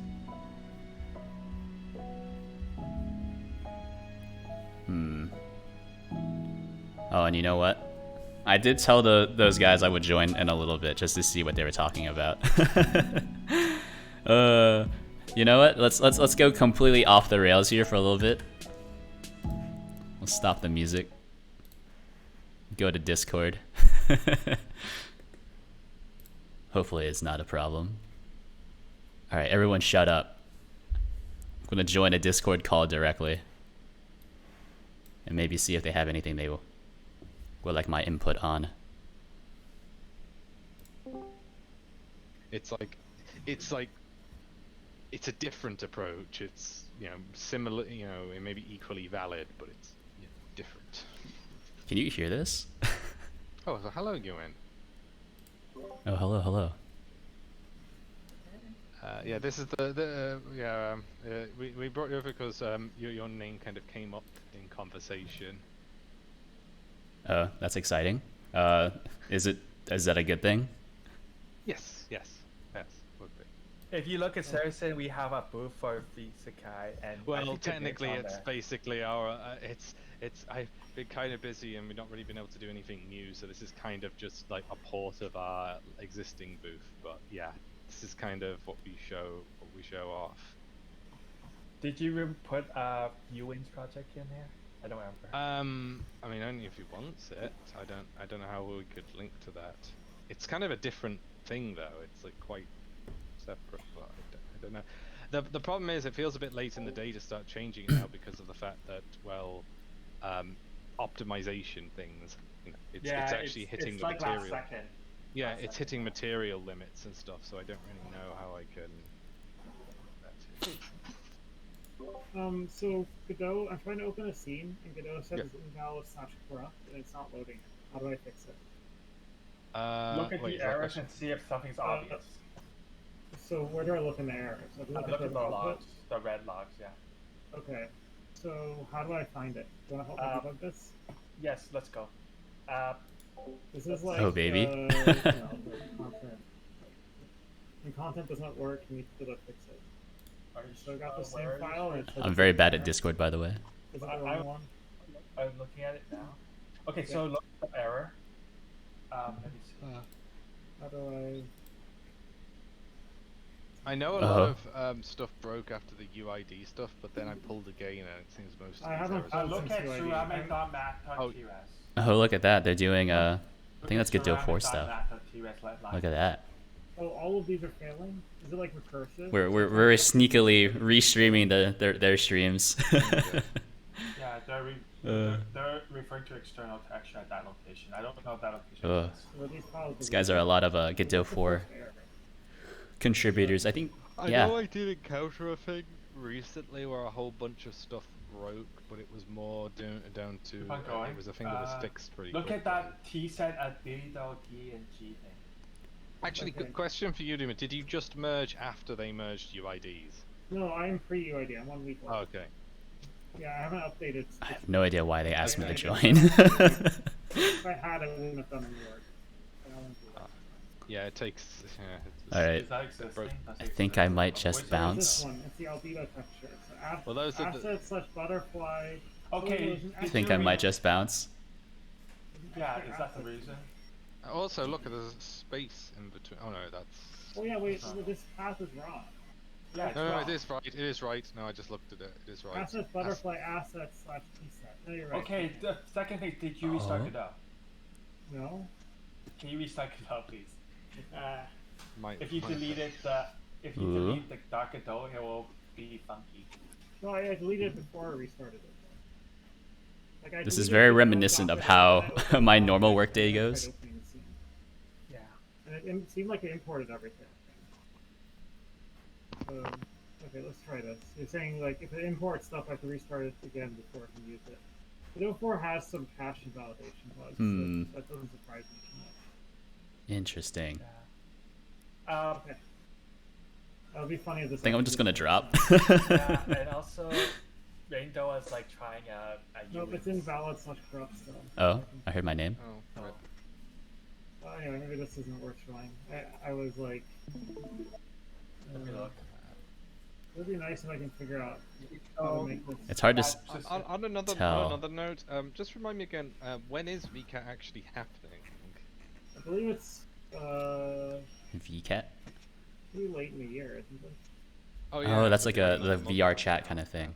perhaps. Maybe it's not that late then. Is it a month from now? Shoot. A month from They now have a is like schedule. really quick. That's the end of It's not August. that long.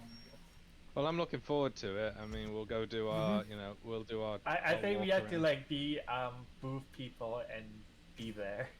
Well, for like the first day, I'm not standing around at the same. I No, mean, most- we don't stand up. We just put an advertise there and we use the desktop client. Sure. Oh, you know what this could be? Wait, you didn't enable the It's the BBDC thing. Oh, This looks like a lot of. This is what my day to day looks like. On the rare occasion I actually get to actually touch any code, it's mostly just walking other developers through their problems. There's this whole thing about textures that are not Very painful. So if you have any in your project, then I'm starting to get slightly annoyed. sure, there's an open bug. Like a small test case with the textures. Always have to make sure that you're. I'm talking on mute. There's a bug for it, I'm pretty sure. So let's see here. Well, maybe it's not. It didn't not fail. So it might work. Let's hope. Fingers crossed. Sorry about not pulling your full attention, Ewan. We're just hanging out. Yeah, I wanted Yeah. to show this thing that I did a while ago, but Godot changes too quickly. It's hard to ever show it working. I showed another scene that I had working Yeah. now, so that's. But it good is enough. really cool. Basically, I don't know. Yeah, did we actually mention that? But Here, I'll Luma show the next literally has thing, a next demo. Luma literally has a Unity package importer for Godot. I think I saw the some discourse about that. Yeah. Yeah, Yes. so it'll just We went and asked some friends of ours if they could provide like scenes. So what we're trying to do right now is get our friends' alright, next time on. model to load. Next Godot project here. Moving on from Okay. Unity. I didn't have a Okay. demo prepared for that. I showed the house. Actually, wait, has Ewan seen the house? I'll go back and switch to that one. So, So don't you have to re-import it? Like, it was no. It's a different Okay. project. I kept them isolated. Okay, This good one idea. still hasn't loaded. So it's missing the walls because of something about Godot changed some format or something. I didn't re-import it yet. It's so. a moving target, but Yeah, most of it this came is, in. Like, it even has lot. light probes. So I do this, light probes everywhere. Yeah. Though Godot's light faker doesn't seem to use them quite yet. But Yeah. anyway, yeah. So this is actually a Unity thing called the ArcFizz Pro House. If you've ever played VR Chat, there's a good chance you stepped foot in this place at least once. It's quite it's a popular one for people to use because you buy it and you can use it. But yeah, I'm able to what is import neat? Godot. What is neat about this is that it essentially is providing ways that we would be able to for people to migrate their content over. And it's a mostly non-destructive workflow. Like Yes. it keeps the asset references. So here I've got this file here. It's still referencing the file. I can go and edit this file in Blender, and it'll still be here when I'm done, and I can still use it. So like it essentially just gets you the scene composition, but yeah, it's got the potential to get more and more flexible, like as things develop, and also as like Godot gets more features that Unity has that it's missing as well, and also it can like override materials and models. Like it actually deals with the references. So like if I have a model that's I change some property of it, like I move one of the inside objects around, then it'll follow that correctly. Yeah, and it'll treat it as an editable scene in Godot as well. It makes them editable. So it keeps everything nice and consistent. Yep. I wonder if I should put the boofer through this. You should try running the boof through it. That might be. Oh well, there's too many custom shaders. Custom shaders for one. No, it's mostly standard. But the other problem, yeah, the only thing is I'm gonna guess the script doesn't work because the script. Because I haven't updated the scripts. There's always class names that have to be changed. I can try. It's a moving target, unfortunately. Yeah. Okay. Cool. Let me show you real quick the thing that our main project, which is Isekai. We have here. Yeah. Does this Unity importer thing, does this work for Godot 3? No, I'm not planning to forward to that. Okay. Jim has deliberately decided we're not even gonna bother like touching Godot 3 for this because yeah, it's too sort of forward thinking that I think we lost him. He might have crashed there. There he's back now. Sorry, he's back. We're crashed. But yeah, we pretty much decided like that there was no point in supporting 3.2 just because like yeah, there were just too many features and stuff and too many things that would change. It just it was and also this is such a big project that like you might as well target us. But yeah, we also have some of our main project running in 4.0 now, like does the uploader actually? I don't know if the whole uploader. No, it gives an error when I request certain things. And I don't know. There you go. It's actually it might be a GD script bug. We're in dangerous territory. This thing is complicated enough that if there is a bug, we're gonna hit it. What's happening is there's a function that returns a dictionary and it's becoming a string. That's scary. Oh dear. Yes. So I could have a look at this. Like, do we have repos for this? I want to show that I can import a VRM file and convert it here. That part works. Breaking news: there's going to be a VM for GDScript. Woo! WASM or something custom? Custom by HP ATMM. He's also made TMM. Wait, what HP? is this? Wait, what is this? TMM is gonna make us a VM for. Is this also HPVP? A VM. Yeah. GD script God, VM. That guy's really good. What's Okay. HPVP? You heard it here He's first. a part of the Godot project. Insider He does, like, all the information. really like complicated. I don't know if you're still there. Okay. level stuff. Like, he's really Well, good. so what I'm understanding it, from I mean- this is that we're finally going to get some attention on the scripting engine, considering that like it's had so many bugs and problems. He's a guy whose icon is a monkey. Okay, If you've seen him on He's the good. issue trackers. but he's good though, right? Yeah. He seems really good. Okay. I- I'm glad. I I'm glad because confidence I that was he just can do saying it. the other day that I think everything else is going pretty alright. It's just the scripting engine is really having issues. But there's up here. Here, This we're feels gonna really take this sneaky, but DRM I'm into file, it. and I'm gonna convert it to a Oh DRM, no, I'm getting raided. and we're gonna Oh put no. this Engine works. here, SCM. I'm gonna drop. I like that we are taking Alright, thanks for the raid. Apologies, I was in just another call. Let me go back to game dev. Thank you for the raid. Colame321. I was listening. Yeah, it was the inside kind of insider look onto the future of Godot 4. That's what they were discussing.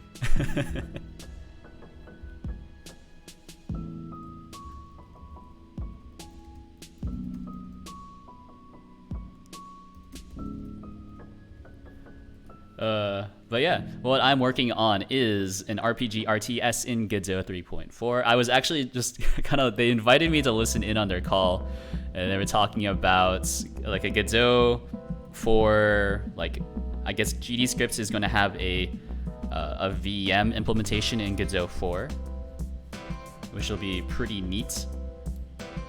Breaking news, etc., etc. They're also talking about one of those people that was in that call that you may have seen. Had written a Unity package importer for Godot. Yeah, so that was like the kind of the core group of, it's not the core group of people, but is people who work on I guess GLTF related things for Godot and animation players related stuff for Godot 4. That's who they were. And for some reason I'm kind of in their group since I use some of their tooling and I've reached out.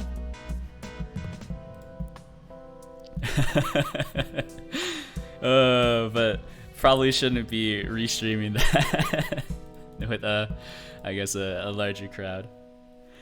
It is fun though. It is fun.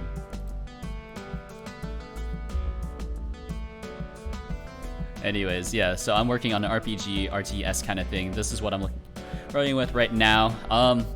This is like the 5th time I'm kind of rewriting this.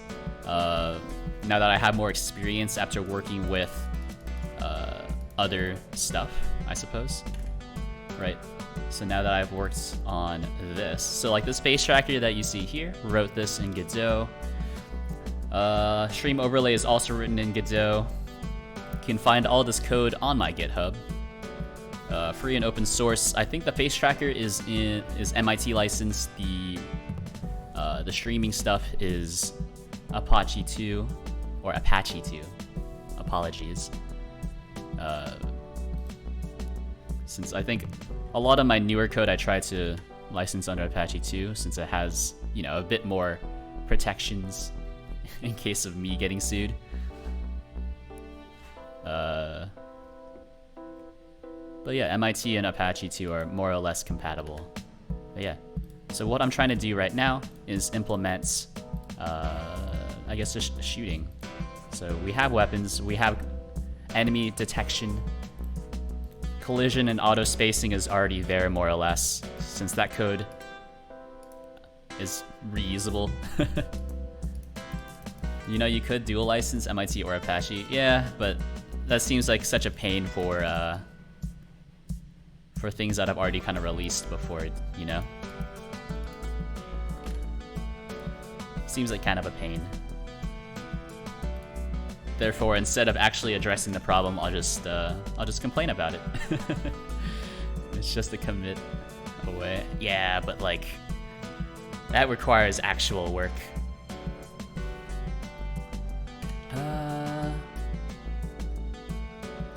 So let me see. Weapon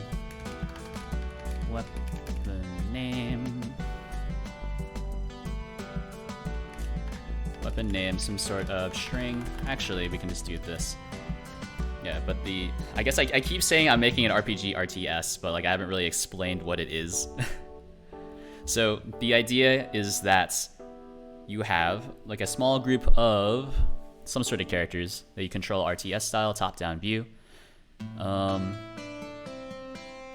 And so those are all characters in their own rights. And you move from, I guess, zone to, I guess, rest zone. To combat zone to rest zone. So you can think of it like climbing a tower. And so the game is kind of designed like that. You're not actually climbing a tower, by the way. That's just how you can imagine the level design. And so, of course, as you climb a tower, things get harder and harder. And yeah. So at the rest zones, that's where the RPG stuff comes into play. So you have, I don't know, like RPG related stuff like upgrading weapons and gear. And then when you're in the combat areas, it's more of just like a regular RTS. Whereas Knock here has let me know it's more of a RTT, a real-time tactics game. Because it's a more constrained scope. So it's tactical, not strategic. RTT is a subset of RTS. Yeah. Yeah.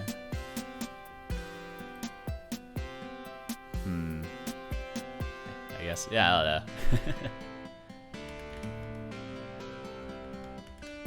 Let's see. Weapon name. I think attack delay. Which is some sort of floats, and we'll say it's 1. And that's really it, yeah. So these are the only 2 values we need. It's more of like a struct, you can think of it like that. And then we can do this. We'll import base weapon. This will be, I guess, just pistol. So save as a pistol. Save it all in the same place. Have this inherit from base weapon. So it's a struct. And then you have to do it like this, unfortunately. So this is like weapon name is equal to pistol. Attack delay is equal to probably still 1.0. But see, base weapon is like your default weapon. You can think of it like that. Pistol is an actual thing that you can instance in. But it doesn't really matter, right? And I think it might be nice to have like a big list of weapons so I can you pull from that list as opposed to having to give a direct path to every single scene. But anyways, so if detected enemies is if your detected enemies array. So what I'm doing here is whenever an enemy walks into this circle, we add it to your detected enemies array. You can see I have a to-do note here to calculate the closest enemy. I've already done that before in my, I guess, older project. But that was done in Rust and is also very messy. Make a gun generator go full Borderlands? No. Pivot? No. Actually, that might be kind of fun to make a gun generator. It could be fun. I'm not going to do that though, not right now. Right, because to do a gun generator, right, you would need to kind of plan out how exactly you would want your gun to be structured. So, like, if you're going like in full Borderlands fashion, lots of things on your gun can be customized. So if we do like a really basic drawing of a gun here, right? So you have something, you would have something here. Make this customizable, just make the entire barrel customizable. The muzzle shroud, grip, hammer, trigger guard can be customizable, pommel, lower part of the barrel, top part of the barrel. Supposedly it'd be like lower rail, upper rail, you know, side of the gun. Or I guess just side plate here. So that sounds really complicated for a feature that wouldn't really be all that useful. I know how you would do it, I guess, or how you would structure it. Right, but that also feels like it'd be a lot of assets to make. Oh, thanks for the follow, Kalame. The deep hole to fall into. Yeah, I'm just not artistic though. That's the problem. Is that like I know, like I can kind of draw. I know how to draw, I guess. I'm not very good at it. And so like doing random generation like this is, I think it's a little difficult. Good enough. Yeah, I mean it's okay. All right, you know what? Because you are a tier 2. Oh, I just noticed Kalame was able to roll a duck sprite. No, stop. I'm not being serious. You did ask for a pivot though. Are you saying that you weren't serious? Being serious? I have been betrayed. I can no longer trust your words or your deeds. Alright, so we won't pivot, but that's how you would do it, or that's how I would do it if I was doing a random generation Borderlands style. And I'll always accept a pivot. Well, I think the only other thing I would really want to pivot to, well, would either be working on like the face tracking stuff or working on an extension to this stream stuff, so I can actually modify the little characters, or like instead of having to you know, redeem a channel point reward in order to make people jump, I just have a little command here so I can make people jump like that from inside of the application itself. Also check it out if you're interested. If you are a streamer, I think Kalame you probably are, you could use this streaming tool for yourself if you're interested. Thank you for redeeming hydrates, by the way, Knock. Remember to drink water, it's good for you.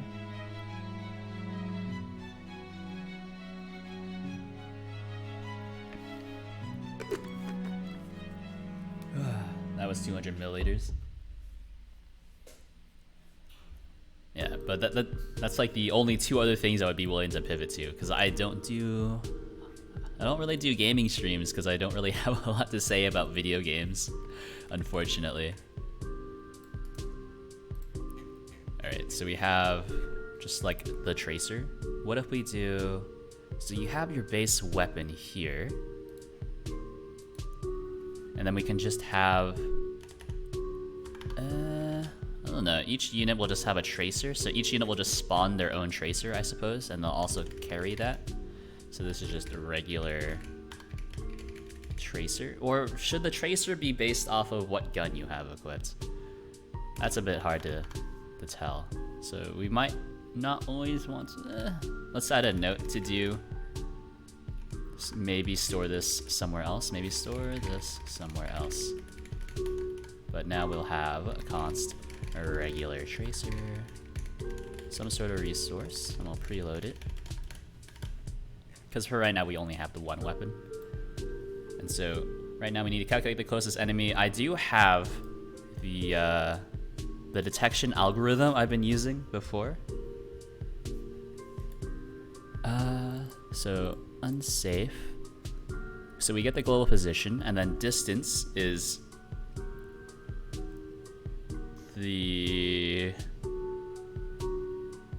that. What is this? It's the distance between 2 points. Yes, this is the distance formula. I see. And then we just iterate over. Oh yeah. Oh yeah. I mean, let's try it, I suppose. You know what? Let's just implement this algorithm here. So it's a for loop. So for DE in detected enemies. This is my worst, my weakest point as a programmer is doing actual math. So usually I'll try to use someone else's formula, but let's see.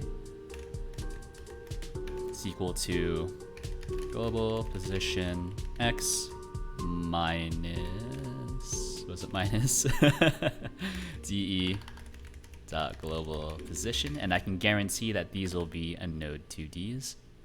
I wish there was a way to type these. I know in Godot 4.0, we will have that ability to have typed arrays. Actually, if I was still on that call, I could just ask them. Or we can check just Godot 4 right now, since I have a build of that on my current machine. Is it just called POW? Yeah, it's just called POW. So 2 free arguments for POW call. POW. It's just power 2, right? Should it be DE global position X? This is true, yeah. Good catch. Good catch, good catch.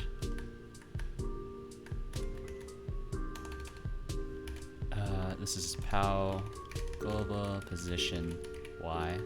DE global position Y.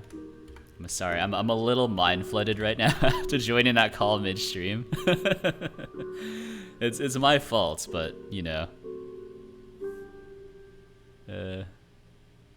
Let's see. Misplaced. Can do this, right? No, this is not. Yeah, that's how you do it. Oh, and then we can just do square root. Like that. So that's the distance from the distance formula. Some sort of float, I'm sure. And then if distance... Oh, and then we need to pre-calculate your minimum distance. Right, I remember. So var min distance is equal to 0, 0.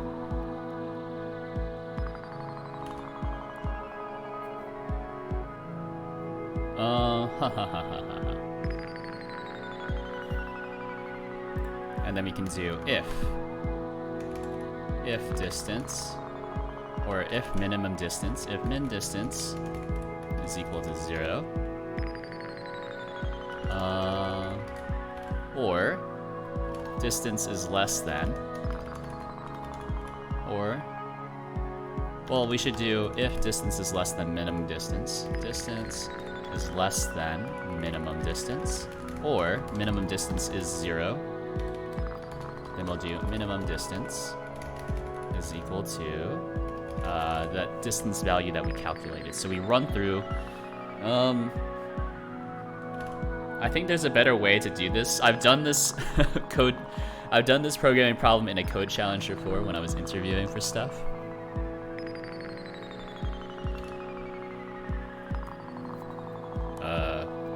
But I think this algorithm will just work, hopefully. Anyways, we're just getting the attack target. So that's your var, that's your min distance, some sort of float. Var attack position, some sort of vector 2. Oh, and it should be just global position.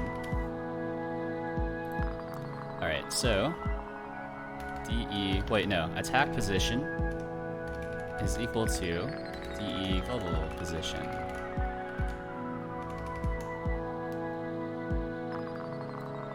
Yeah, I would do that by doing min distance to infinity, and would write the distance calc differently, but isn't this, well, how would you make this more efficient, right?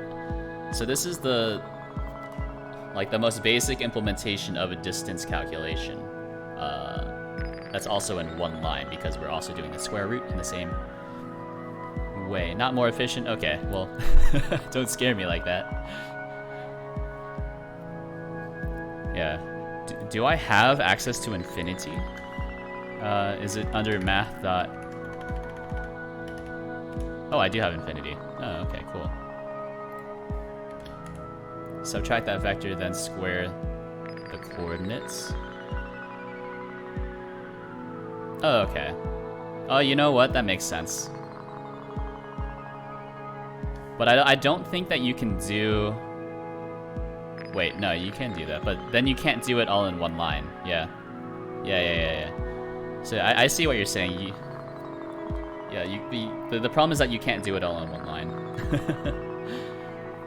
I see what you're saying. I don't know if it's more efficient. You didn't do it one line? This is one line. It is technically one line. Okay, well, you know, we can make it a really long line if you want. It is doable as a one-liner, whereas I think your solution has to be in 2 lines.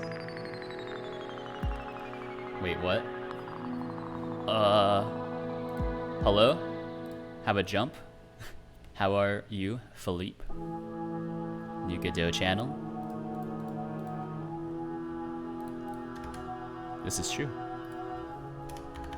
Alright, so if attack position does not equal global position. I forgot to change this, by the way. I forgot that I do have access to infinity. How are you doing, Philippe? I usually do a lot of Godot streams. I stream 4 days a week, Sunday, Tuesday, Thursday from 7 to 10 p.m. Eastern Time, and Wednesdays from 9 to 11 p.m. Eastern Time. Working on kind of whatever I want. I wrote the stream overlay that you see on screen, which is like the little characters running around. And also the face tracker. Both of those things are open source, available on my GitHub that you can find in my description below. I'm getting pretty good at doing that, the pitch, because I've said it so often. Is Kalaim here yet? Oh, Kalaim is here. I had him open. Had a tab. Wait. Oh, open on like a separate tab. I thought you were like, I had him open a tab, like you open a tab at a bar. I was like, I'm not sure how to parse that sentence. I'm very confused, but that makes a lot more sense.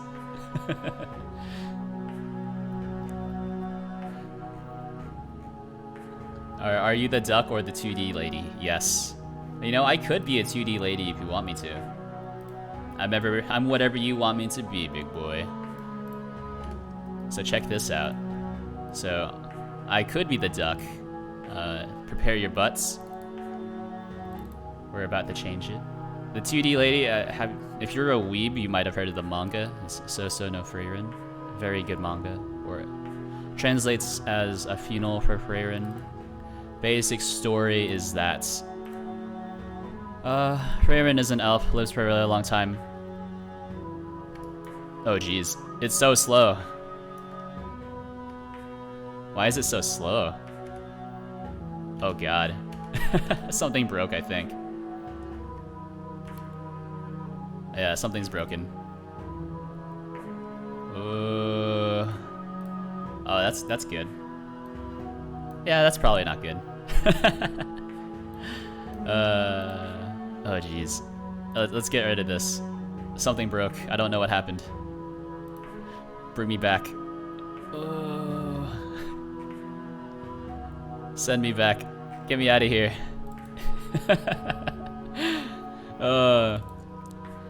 This is, you know, this is why it's usually a bad idea to do things like this live.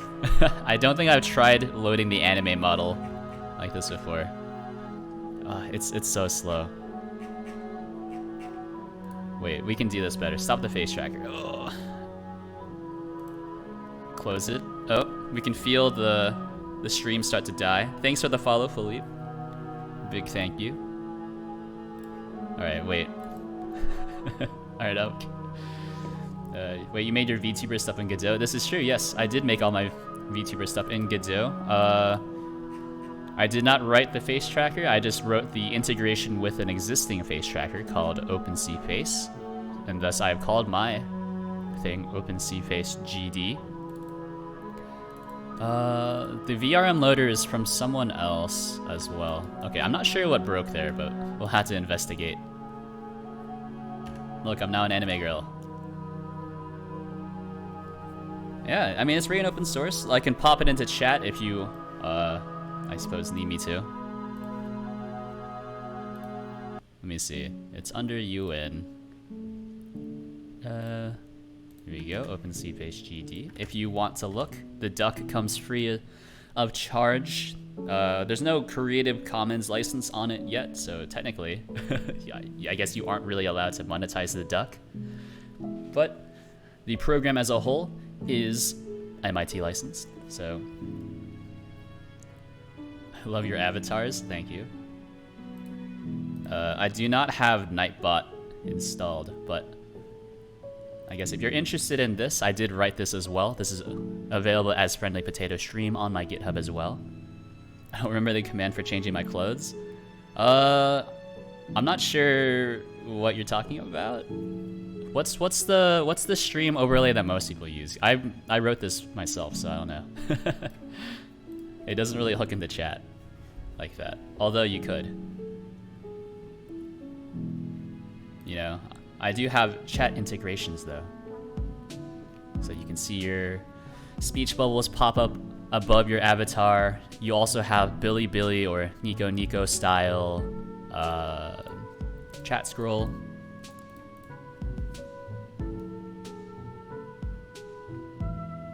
You made your own avatars? Oh, well, yeah, because I made the program myself as well, so everything's custom. If only because, you know, I know that there are existing tools out there, but I think it's a fun learning experience just rolling everything yourself, right? So I've written my own programming language in Godot, and that was fun stress testing that in Godot 4, aka it didn't really work, but let's see, projectile, some sort of node 2D. Yeah, getting the vibes you have trust issues. I don't really have trust issues, it's just, well, so yes, I do have trust issues, but that is not the reason why I write all my own software. It's just more of a, it's just interesting, you know? There was a serious case of NIH. I'm trying to think of what the actual acronym stands for, or we can do, it's the new idea harem. I don't know. NHI. I was gonna say like New Hampshire Institute, but that doesn't make any sense either. I don't know. NIH Knox. Incredible harem. You write your own software? I do. I can go through it again if you would like to hear the entire spiel. You know, I wrote the stream overlay, as in I wrote this entire program plus the chat integration, and plus I also wrote the little VTuber thing I have going on. Actually, the VTuber thing isn't even displaying right now. Forgot. Did the VTuber thing crash?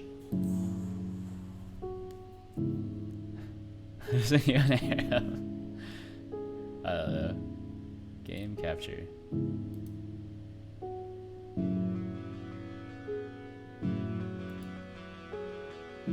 I think it crashed. Yeah, that's weird. It did crash. How strange. Not invented here. Yeah, okay. I've heard of that acronym before. Yeah. How are you that smart? I'm not actually that smart. I'm willing to bang my head against the wall for as long as it takes. Or as long as it's necessary. Or for as long as it is necessary. Etc, etc. Regular tracer, so this is now the correct thing. Actually, we can just do this as a physics process. It's true, most programs are pretty stupid. Yeah, I think so. I'm not really much of a programmer though, you know. As I always try to make clear, I'm a software consultant that happens to work as a programmer a lot of the time. So I'm more of a talker, more of a demoer, which is why I like streaming. It lets me flex those demo muscles. Sorry, so this is the velocity. So we'll set the velocity directly like so. Or it's some. We won't set it directly, but it needs to be set by whatever thing is calling it. What do you think of Lua? I like Lua, except for the fact that it's based one indexed. But I've made my complaints with that very vocal. I don't like any language that uses 1 as your first index. So R is base 1 index, MATLAB is base 1 index, or starts indexing at 1. Lua starts indexing at 1. Why not? Because every other language out there starts indexing at 0. Right? So if you index at 1, that means that you're probably being used in like a scientific aspect or more of like a design aspect. It's less programming, right? Right, because if you're doing like mathematical calculations, then yeah, you start indexing at 1. Or if you're doing, you're working with a designer who's not a programmer, then yeah, indexing at 1 is better. But every other piece of software out there, Java, C#, Rust, Golang, C++, they all start indexing at 0. And so it's less mental overhead for me as a person to start indexing at 0 and just assume that everything does that. When I say this, your indexing scheme, truth hurts, doesn't it? It does. It does hurt me way down on the inside. That's okay. I can take it. I can take it. So attack position is going to be... That'll be... That's your velocity. So that's your...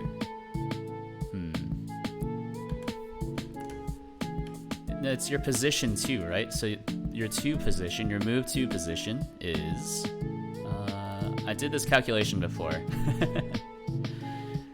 It's your input position minus your global position. Okay, so it's your input position minus your global. So attack position minus global position. But yeah, no, I think that's a big part of programming, right? At least in my view, is that, like I'm able to bounce between all these different languages because all these languages kind of have the same syntax. And then whenever you have a language that just randomly changes syntax just because, it's like, it's hard to get into it. C versus C plus versus C plus plus, which would win? I think C plus because C plus does not exist. Therefore, it cannot lose. And by that logic, it must be the winner. I don't think there is a C plus, unless you meant like C sharp. I think a lot of people would, or it depends on who you talk to, I suppose, but there are some people out there that prefer C over C++. X sharp, what is X sharp? C sharp. I think I'm pretty stupid too. I agree. Got him.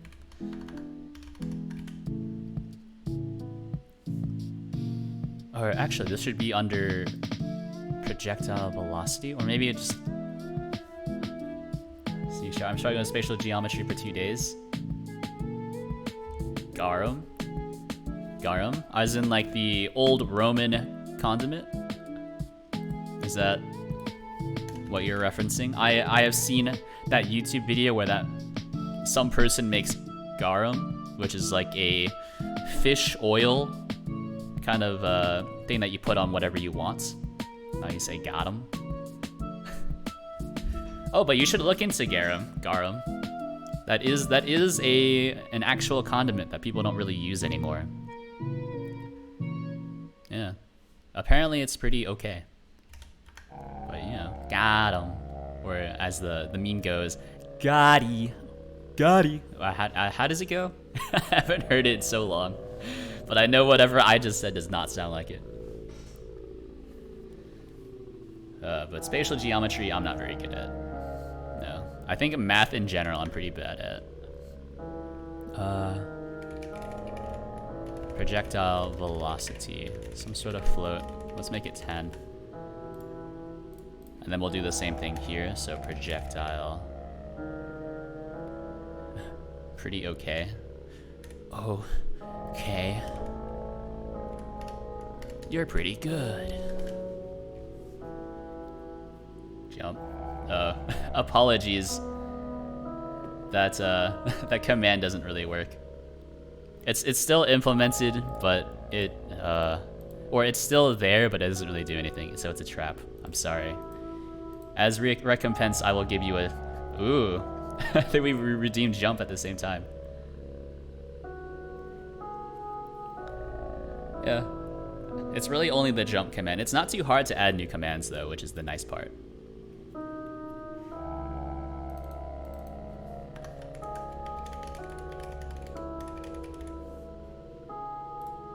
Let me update my stream title as well, since I'm streaming as a fake anime girl. Gare in Portuguese is the guy that collects garbage. Is it really?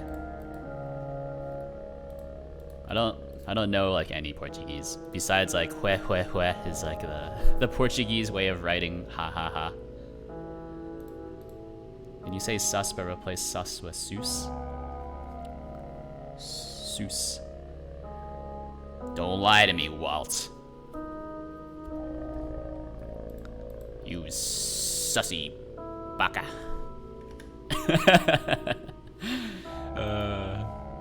I'm sorry. I apologize. So base unit. We'll grab the attack. So we'll also need your base weapon. Oh no, what is this? It's the way that Brazilian trolls laugh.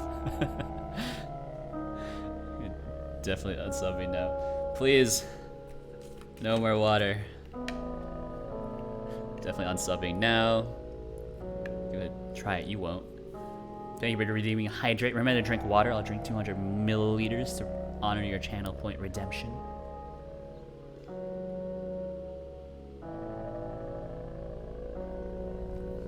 People use ha ha ha in Portuguese too, and we laugh usually with the K letter. So is that like que que que? Or is it ka ka ka?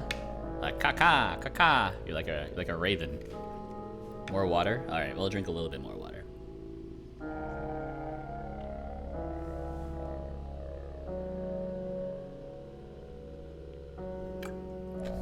Did you hear that? I'm afraid to do the Brazilian laugh here and get banned by, you know, like a raven. Oh, K. Oh, that's what the many Ks mean. Okay, interesting. Alright, take it easy, Knock. Later. Thanks for tuning in. Your support is always appreciated.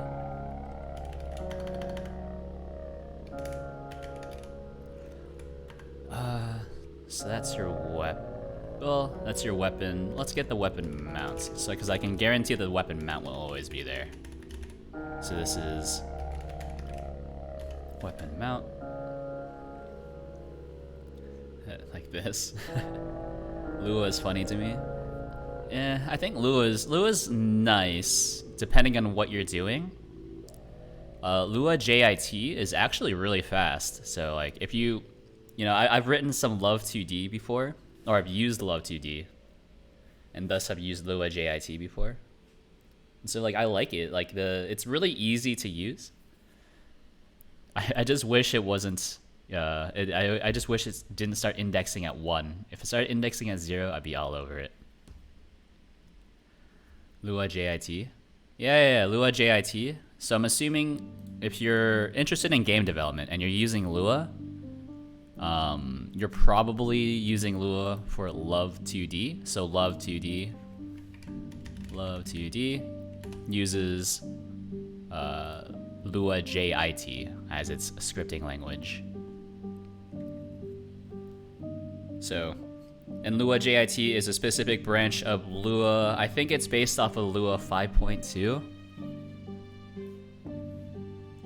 Indexing at 1. Yeah, exactly, right? Imagine indexing at 1. Like some sort of crazy person. Also, thanks for the follow, Sad Cat. Just noticed. I don't have that thing implemented on my overlay, but also I don't even look at my overlay for that. Look at my stream monitor on my far left here. Yeah, I don't use Love 2D. Then what are you using Lua for then? What do people use Lua for if not for Lua JIT? Yeah, indexing at 1, man. It gets me every time. It's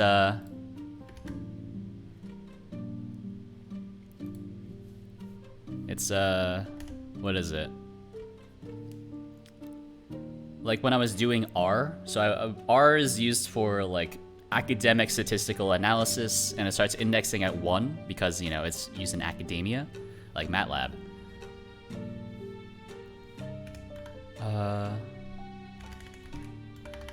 So get parents,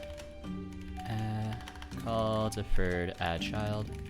And anyways, so like a lot of my programming assignments would always kind of like not work correctly, right? Because I would always start indexing at 0 because, I mean, that's what all languages do. I'd be like, why am I always missing like the first part of my data frame?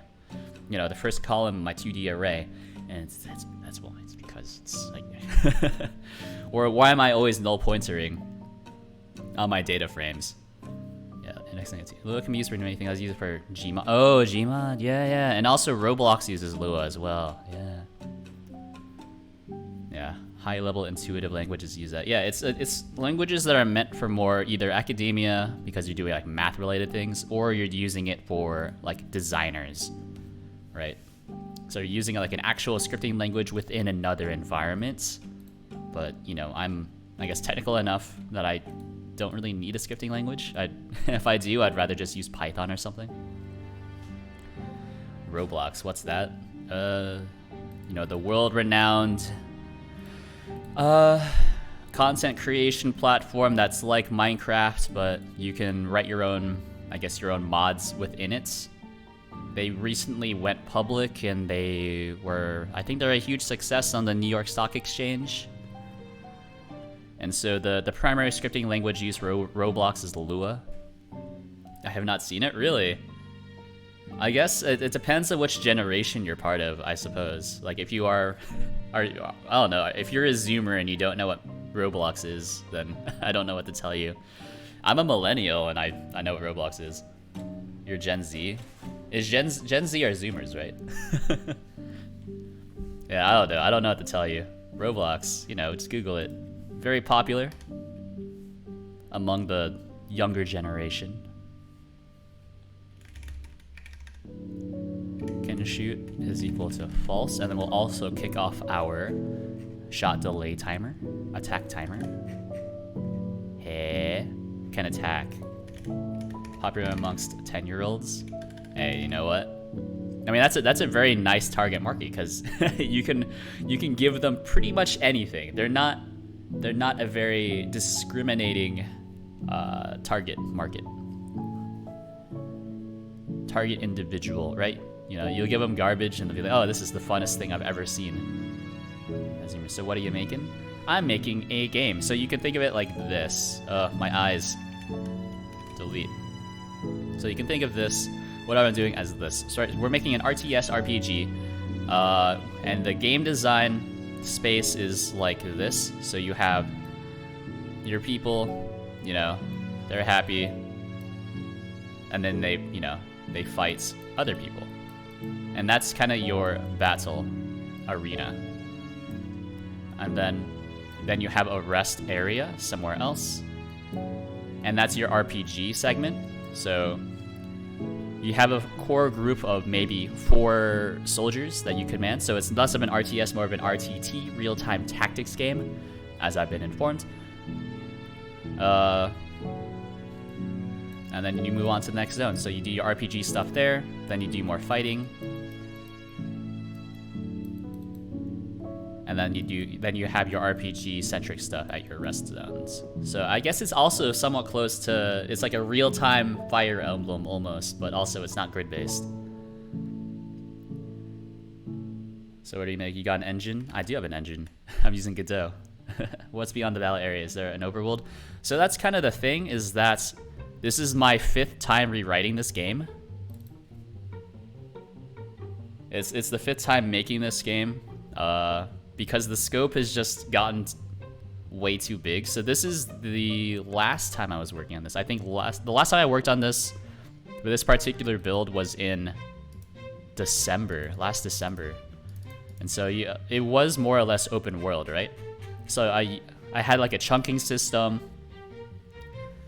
and all that. So I would instance in new chunks, blah, blah, blah. And there was also like the dialogue system, so blah, you can do stuff.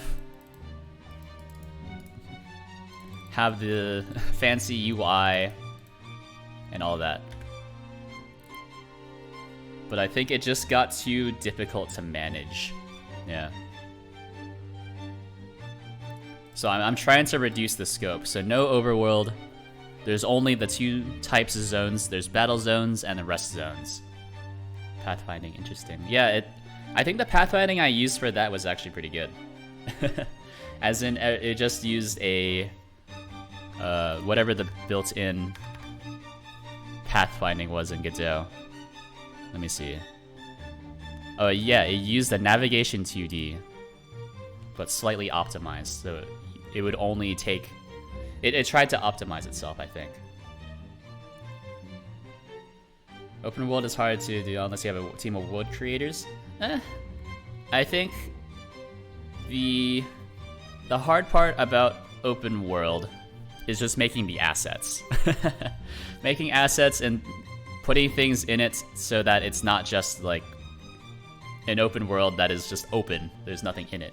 Open worlds are interesting when there's a lot of things that you can see and interact with, which is why Genshin Impact is so fun. I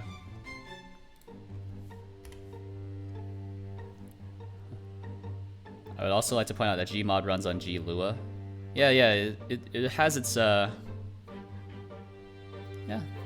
Lua's nice. I mean, there's nothing against Lua. If you like Lua, then all the more power to you. You should use the language that makes you the most productive. Like one of those chicken toys that you can squeeze and make noise. Oh, yeah. If you're talking about the little stream thing that you can see here, yeah, then that is one of the... It's a rubber duck. So that's usually what I stream as. Not usually the anime girl.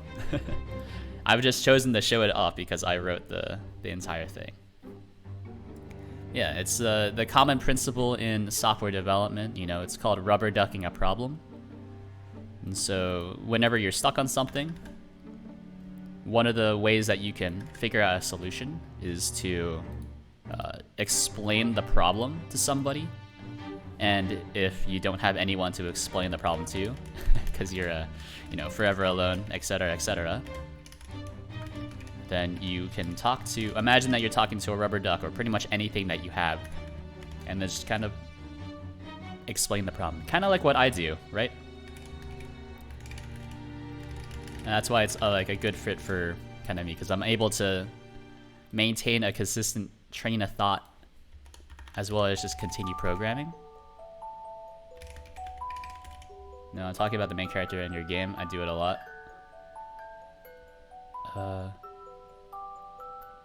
Talking to the main character in my... So the main character in my game is just... It's a top-down view. So let me see. I mean, this is it, right? I guess it looks like a rubber duck or like a chicken if you kind of squint, but it's just top-down, right? I'm trying to go for a simpler art style since I'm not good at art. It's myself sent 5-minute long audios to my cousin's Telegram group. They don't ban me. Streamer, do you know any British? Is this a shit post? Heterochromia eyes, speak French and play violin. Is this a meme? Is this a meme? Hold on.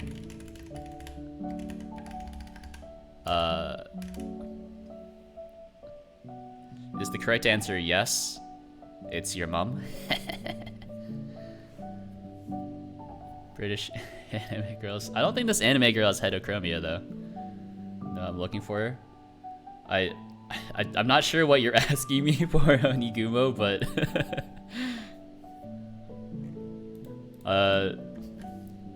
you're looking for her. Is this like a Ligma? Or a Sugma? Possibly a goblin? I'm asking about the character in the game you've shown, the game with the pathfinder and all that I thought... Oh, you thought it was a rubber chicken. Oh, no, that one was just like... So I have like the kind of backstory for all of this kind of stuff already in my head, right? So the backstory for a lot of this is, imagine it's I guess more or less post-apocalyptic, somewhat near future. So this isn't really a chicken. This is just like a person with a cyclops head. No, I'm looking for a yes or no. Yes? If I say yes, does it make you happier? Which answer are you looking for? I'm not sure why you would think I would know someone like that, but I can give you whatever answer you want, baby. Send me her address. Alright, hold on. I got you.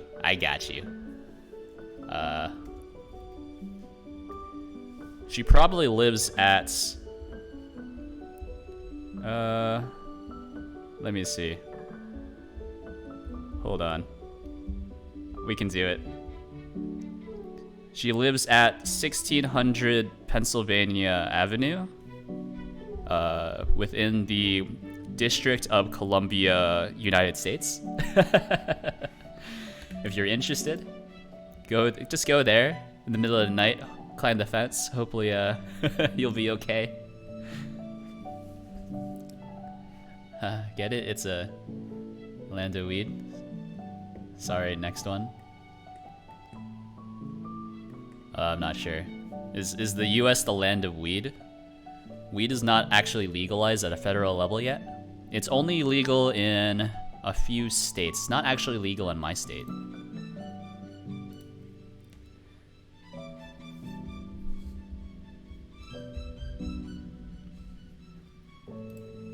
The whole gosh darn North America is? I'm not sure what that means. It's legal in Uruguay, if that's what you're asking about. That's what I'm seeing. It's not legal here, so like...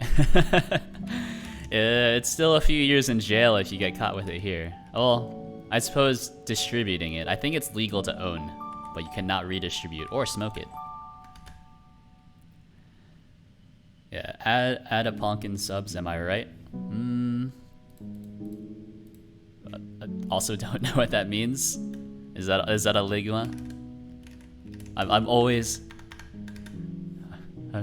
I'm scared about the ligmas, man. I'm scared about the ligmas. Alright. So, this needs to change later, but it's fine. Let's call it 1 for now, and then we need to pull this value. Pull a value from a weapon. But yeah, no. I mean, you know, you shouldn't get your legal news from random streamer on the internet, right? Do your own research. I think if you are looking for US news, then looking at... Oh, geez. What the heck? Oh, I didn't adjust the position. Yeah, I think if you're looking for legal news or political news about the United States, then you would be pretty good looking at either Reuters or AP. That's what I would recommend. Generally unbiased. I think AP is slightly left-leaning. Reuters is slightly right-leaning. Is Godot, right? Is Godot tight? Godot's pretty tight. Yeah. You know? It lets you do things like this. Let me show it off. Ani Gumo69. Haha, nice. Thanks for the follow. I wrote this in Godot. You can find the code on GitHub. It's free and open source under MIT license. And also this little stream tool, I also wrote the entire thing. Along with the whatever integrations you're looking at here, so I can make everyone jump. And so it's all custom. Because it's, you know, you learn more when you implement things yourself. You know, if you always just use other people's libraries, then you don't really know how these things work, right? But the more that you know, you kind of accrue like a mental database of just things, right? Things in general. And then you be able to use those tools to do other stuff, right? So it all just kind of, you accrue more and more knowledge the more things that you do, right? Fard makes you fart. I'm not sure why you're typing that into custom command. I suppose I don't have highlighting. I turned off highlighting, but if you want to burn channel points, go ahead. Ducky fart box. It's kind of gross. Make a fart command. I think I'll pass on that. Oh no, I don't really know. Can you please submit a design doc along with a statement of work and possibly a book of work as well, containing all your funding sources and also your necessary cross-border information, requests, and documentation, and then, you know, schedule something, throw something on my calendar, and we can discuss this probably next week. We can hopefully roll this into our next sprints.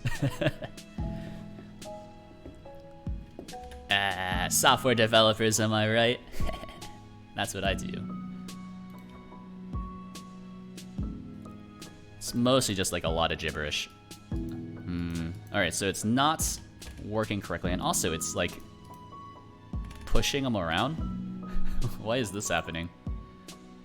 So this regular tracer shouldn't have any of this collision. That's weird.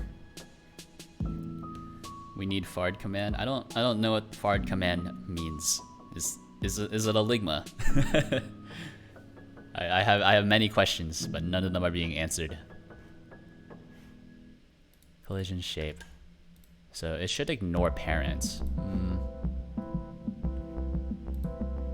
So why isn't this working, right?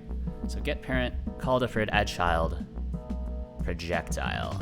And so the base unit, collision, looks like this, which is pretty standard. And also we need to do some rotation. So you know what, let's just do the rotation first as well. So we can do projectile dot rotation is equal to arctangent 2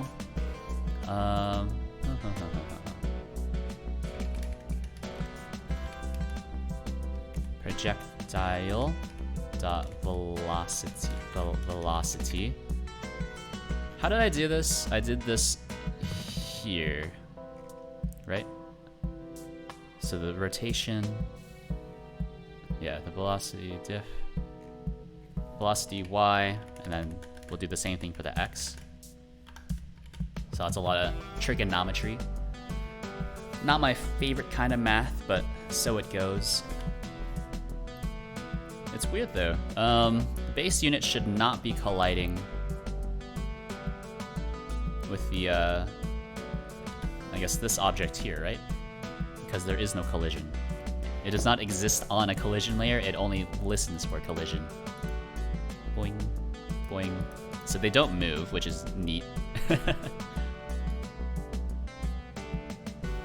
That's weird, that doesn't seem right. That's so this is regular tracer. You fake anime girls fard. Depends, right? Do you fake anime girls Sugma as well? Actually, scratch that.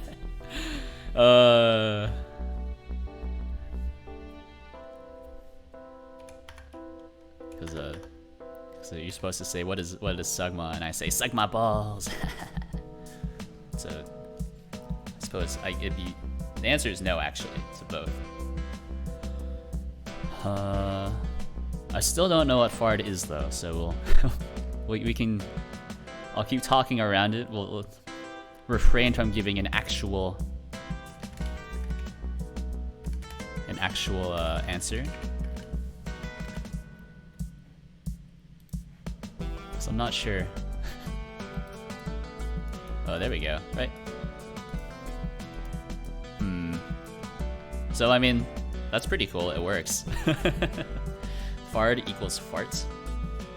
Well, no, I mean, I really only speak English, so you can attempt to use other languages, and I will do my best, I suppose.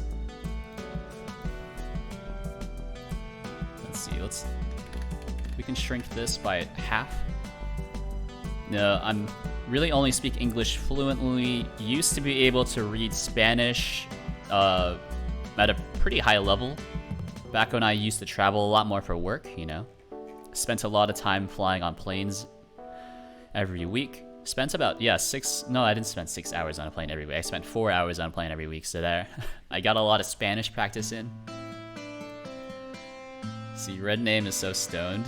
It's possible. Yeah, yeah, Red Name is, Sad Cat is high. He's high on his own farts. Get it? Because he was talking about farts and...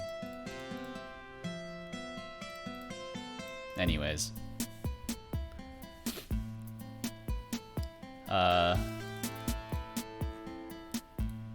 Let's see. And I'm learning. I'm not very literate with Mandarin Chinese, but I'm learning how to read. Or I'm not very fluent in Mandarin Chinese, but I am learning how to read simplified Chinese, which is neat. And along with that, also just Japanese. Not just high on weed, not gonna lie. Well, okay. That's fair.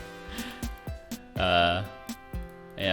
I don't control what you do. If you decide that you are into that kind of thing, go for it.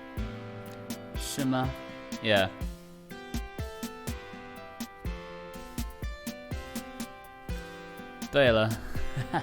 Something like that. I don't know. I guess it'd be more of a high. 私は日本語を習います。Tight.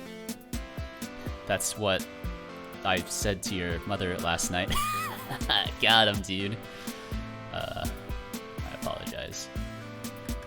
Why isn't this... It's a collision, sync to physics, input not pickable.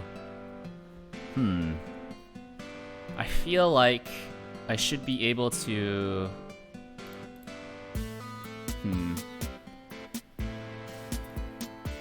I feel like I've seen this before. Right, so how did I do this in my other code? Chow? Or Kawa? Or, no, that's Kusa, not Kawa. Kusa. Yeah. Or Chow. Xiao Chao 睡觉. Small grass is sleeping.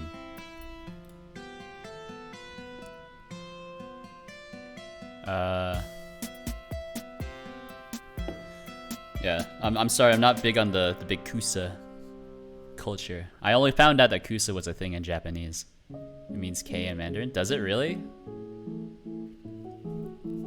I'm not familiar with that. I know Chao is the character for grass in both Japanese and Chinese. And in Japanese internet lingo, it's also the character they use for LOL. Yeah, it means... Yeah, something like that. I know things sometimes. I'm not... Where is my old code? This is also the reason why I'm rewriting my stuff, is because I have no idea what I was doing in my old code. This code is very strange. It works in mysterious ways. So weapon fire. Yeah, I've never heard of Chao meaning K in Mandarin, but it might. I don't really talk to too many Chinese people over the internet. You looking like a... Don't lie to me, Walt. You sussy baka. Still my favorites, my favorite recent video. So which is it though? Is it on the collision? So kinematic body, and I can add. No, I can't, huh? Like, there's like a thing with or I can do add collision exception. Maybe collision objects, input pickable. I thought there was like something like ignore owner. Maybe not. We can do this, right? So...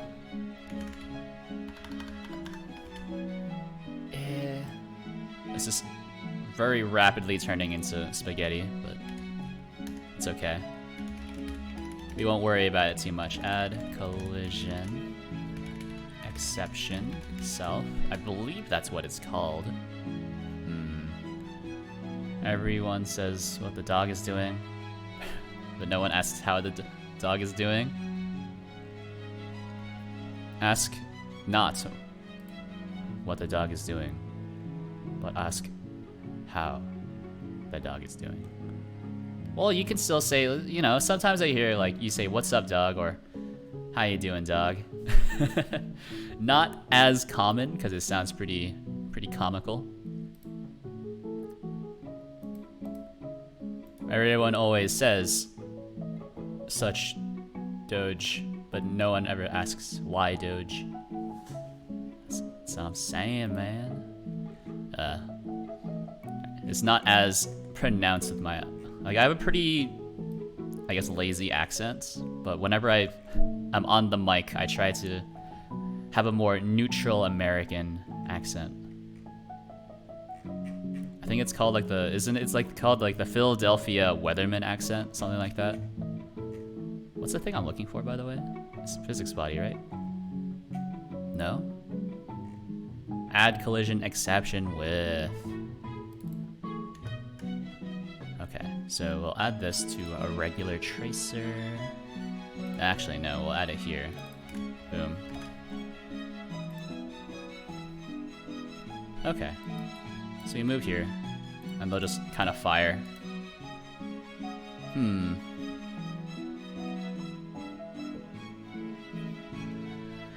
Not really sure what's going on there.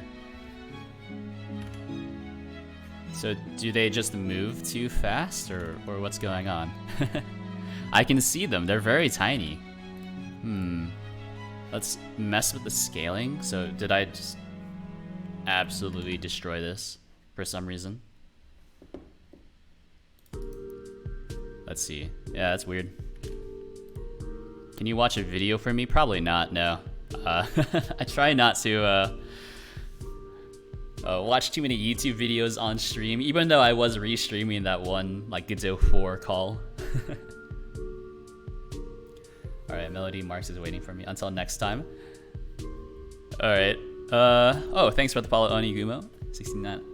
I am usually live Sunday, Tuesday, Thursday from 7 to 10 p.m. Eastern Time.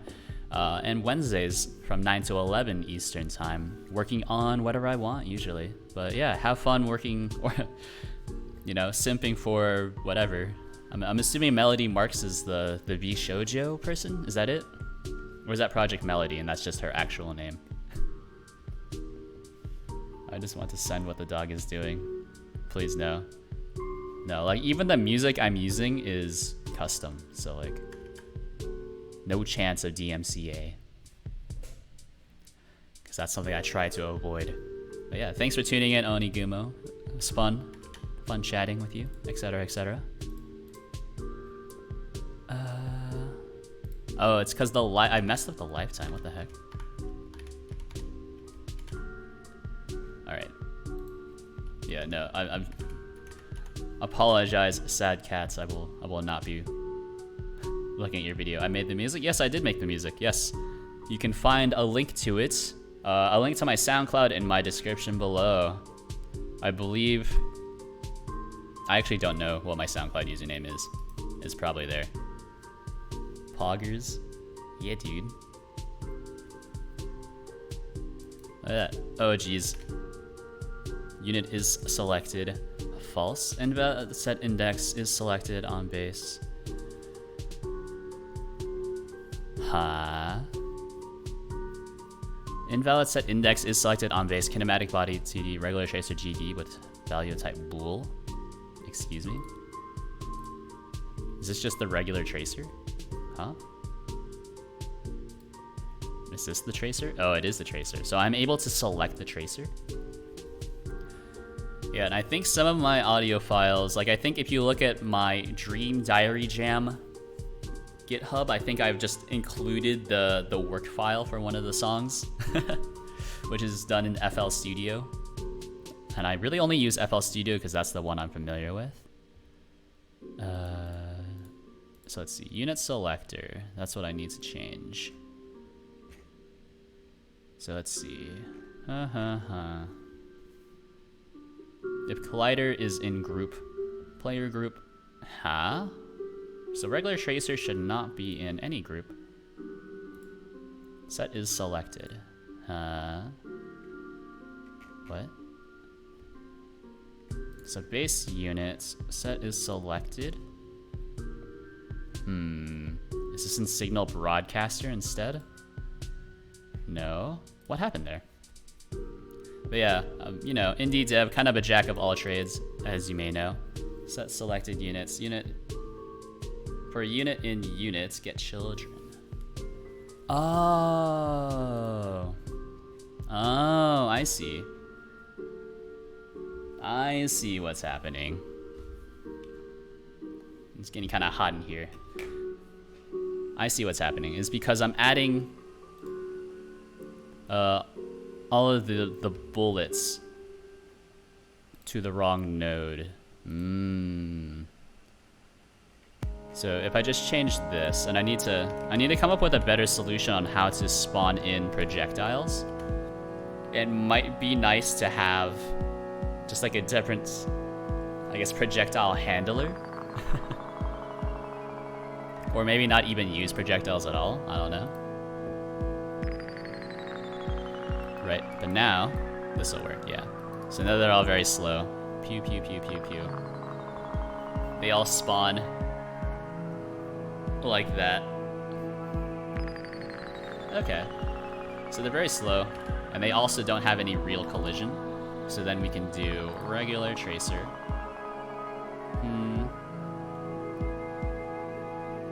Let's connect. No, if slide counts is greater than 0. Or no, we can do for I in get slide count. Then we can do var get slide collision. Card fart. Very good, very good. I see that you know how to use the channel point redemptions. I think you would probably have a more fun just redeeming jump, but you do you. Since jumping will allow you to make things jump, as expected from the jump command. So for I in slide count, yeah. I dot collider dot get a is in group. Wait. Hold on, that's not how you're supposed to do it. It's unit selector is in group. Yeah, okay, so regular chaser if is in group. Yeah, okay, is in group. If not, I.collider is in group. Oh, actually, I should set the group as well here, right? So if we are a player unit, then we should attach like a player group to it. So unit type needs to be somewhere. So this is like, yeah, this is a perfect place for it. So var unit type, some sort of string, and then we'll set it equal to just game manager none group, right? And then inside of the player unit, we can then in our ready function do unit type is equal to game manager player group. Phenomenal. Wow. How does he do it?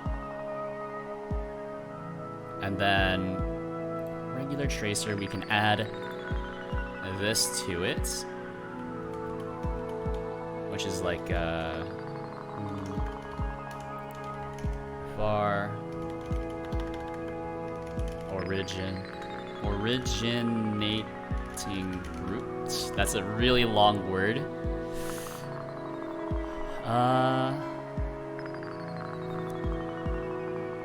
Target source group. There we go. Which is some sort of string, and it needs to be set. So if not I collider is in group source group, then we'll just do a self queue free for now. Fart command 2022. Yeah, maybe in 2022 we can consider it. We can put it. Tell you what, we'll add an entry for it in the backlog and see where we'll go from there.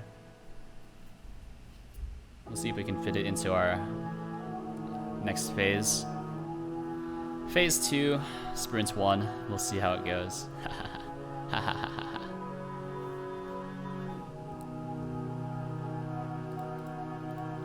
All the software developers in chat, please raise your hand. So base unit, you'll use projectile dot what is it called? Source group is equal to unit type. Is that what I called it? Unit type? Yeah, unit type. Yeah. So it's really simple. Boom, boom. Oh, I should really change the speed at some points, but... Invalid get index collider on base int. Oh, right. It should be... Get slide collision dot collider is in group. Hey. TPU arguments expected at least... Oh, right. I. LOL. What is that? Drink purple. Have you considered using this emote instead? Duck emote. Not visible on the stream overlay, but it is visible in Twitch chat. I'm not really sure how to get Twitch emotes into my stream overlay. Yeah, there must be a way to like download them all from somewhere, and then like I guess refresh it every now and then. But that's a problem for another time. You know how it goes. You know how it do be doing. Doobie do. Yeah, so there we go. It works. Amazing. Alright, so now that we have our initial implementation, we can start you know, making it slightly more fancy.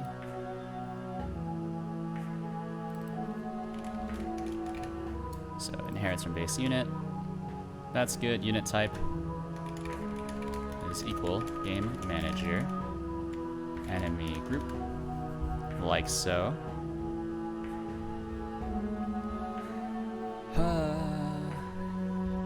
And you know, you can get access to all kinds of sweet emotes, aka the one emote. I suppose there are actually 3 emotes, but you know, it's kind of weird how Twitch works. I have to provide emotes for, you know, tier 1, tier 2, and tier 3 subs, and then I only unlock more emote slots the more subscribers. But anyways, if you have Twitch Prime, etc., you can you know, subscribe to me. Fund development on whatever you want. Just make a request and I will actually take it into consideration. But usually what that mostly boils down to is like improvements on this face tracker. So, but we're getting around to it.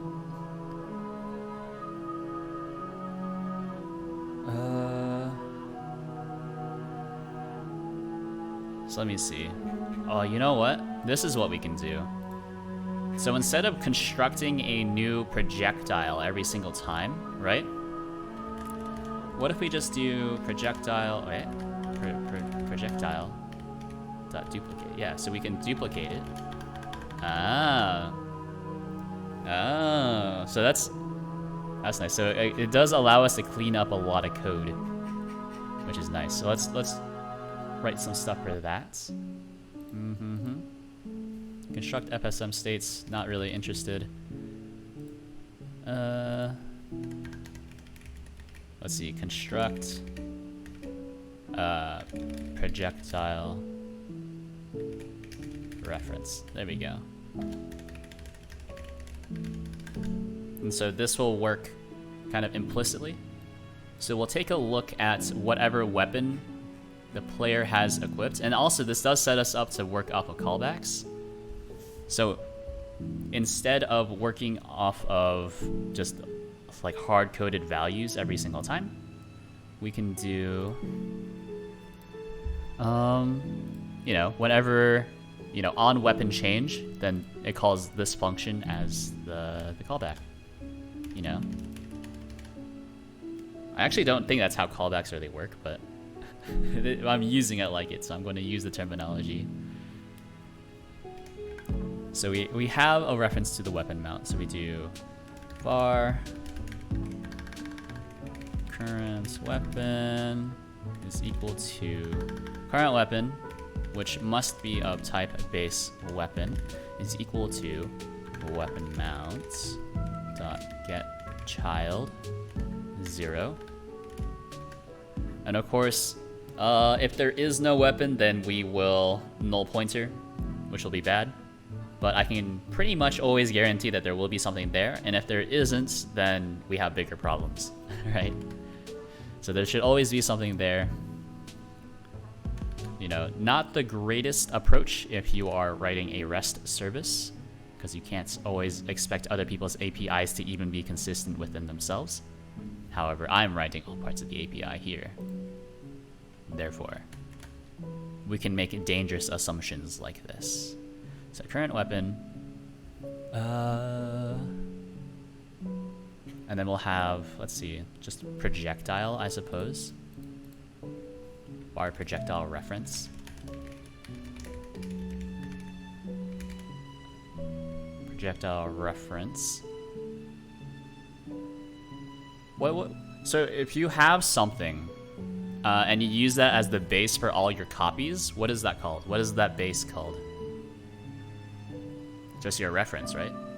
But like, I'm trying not to use the word reference, because reference in terms of computer programming has a kind of a different meaning. I don't know. We'll figure it out, I guess. Construct projectile reference. That's good enough. Let's see. So current weapon. So current weapon, you have several stats, such as projectile velocity. That's a good one. So that's your current weapon, and then this will be your reference. So this is projectile reference is equal to regular tracer, and then we'll have to make a note that I'm going to change this in the future because I'm not sure where I want to store this. To do, maybe change where I get this data from. Right, so that's our projectile reference. Oh, and then I need to change this as well. Actually, no, I don't, right? Because ready is only ever called once it enters the scene tree. With this one, I'm just kind of holding onto it until I actually need to use it. I do need to remember to discard it. So let me do this. Func on, or it's just exit tree, right? We'll do projectile reference dot free.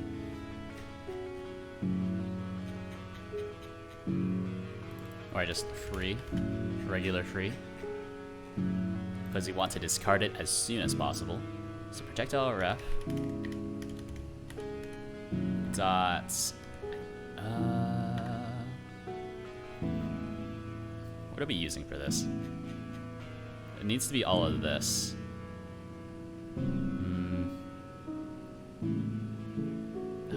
Actually, this is not. It's really just the source group that I can set here. Okay, well, source group is equal to unit type. That's probably fine. And then we can change this around. So this is now projectile reference dot duplicate. So what do the duplicate flags do? You can fine-tune the behavior using flags. Yeah, will not work properly if the node contains a script with constructor arguments. Needs to supply arguments to object dot init in case the node will be duplicated without a script. I suppose that's fine. Let's see. Okay, so it defaulted to 15, so that's 8, 4, 12, 12, 2, 14, 14, 1, 15. Okay, that makes sense. I'm not sure if that made sense listening to me say that, but we're gonna just hope whatever I'm saying is salient at the very least. Let's see. Boom, boom. Get rid of these 2 lines, so it's slightly more efficient this way. Hopefully. Ah. Invalid call. Non-existent function get child and base nil. Hey. Did I not? Oh, right. Oh, that's a circular reference. Why didn't it give me an error there? That shouldn't have worked. Anyways. Ooh. Ooh. Why isn't this working? Where are they? Where are they? Hey. So what's going on here?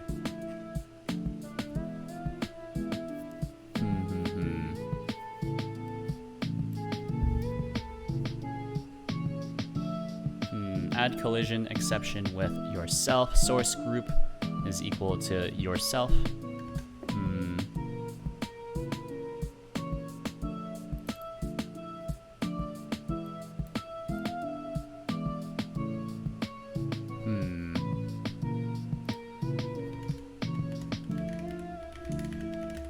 Speed is some sort of float. Alright, so let's start changing things around so it makes more sense. So we have projectile reference. Ref dot speed is equal to current weapon dot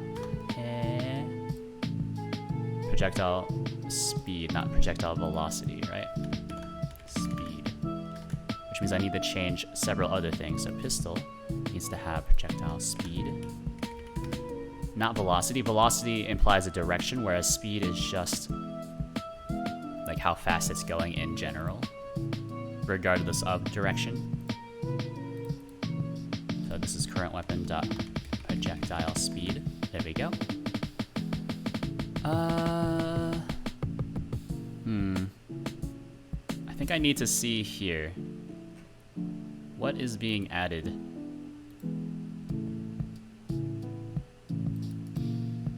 Alright, so there we go. We have our projectile. I can take a look at it. Let's inspect it in the inspector. NM player null, source group also null, huh?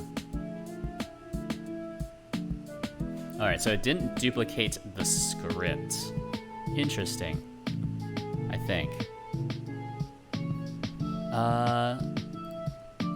So let's see. Let's add something here for Q free, and then we can take a look.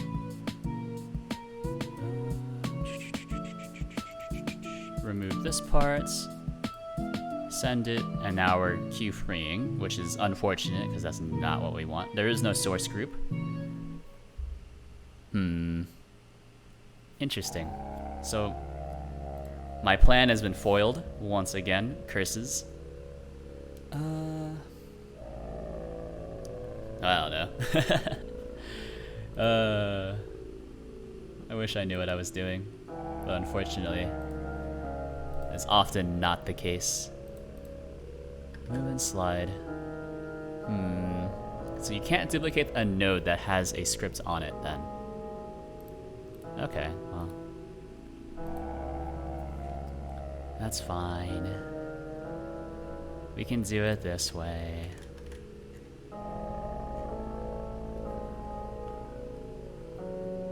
Huh. There must be a better way of doing this though. Like possibly storing the projectile on the weapon. I think that's how I did it last time as well. So let's just move everything back to how it was. Regular chaser.instance. And I'll just need to do this. Move everything back up. Very sad.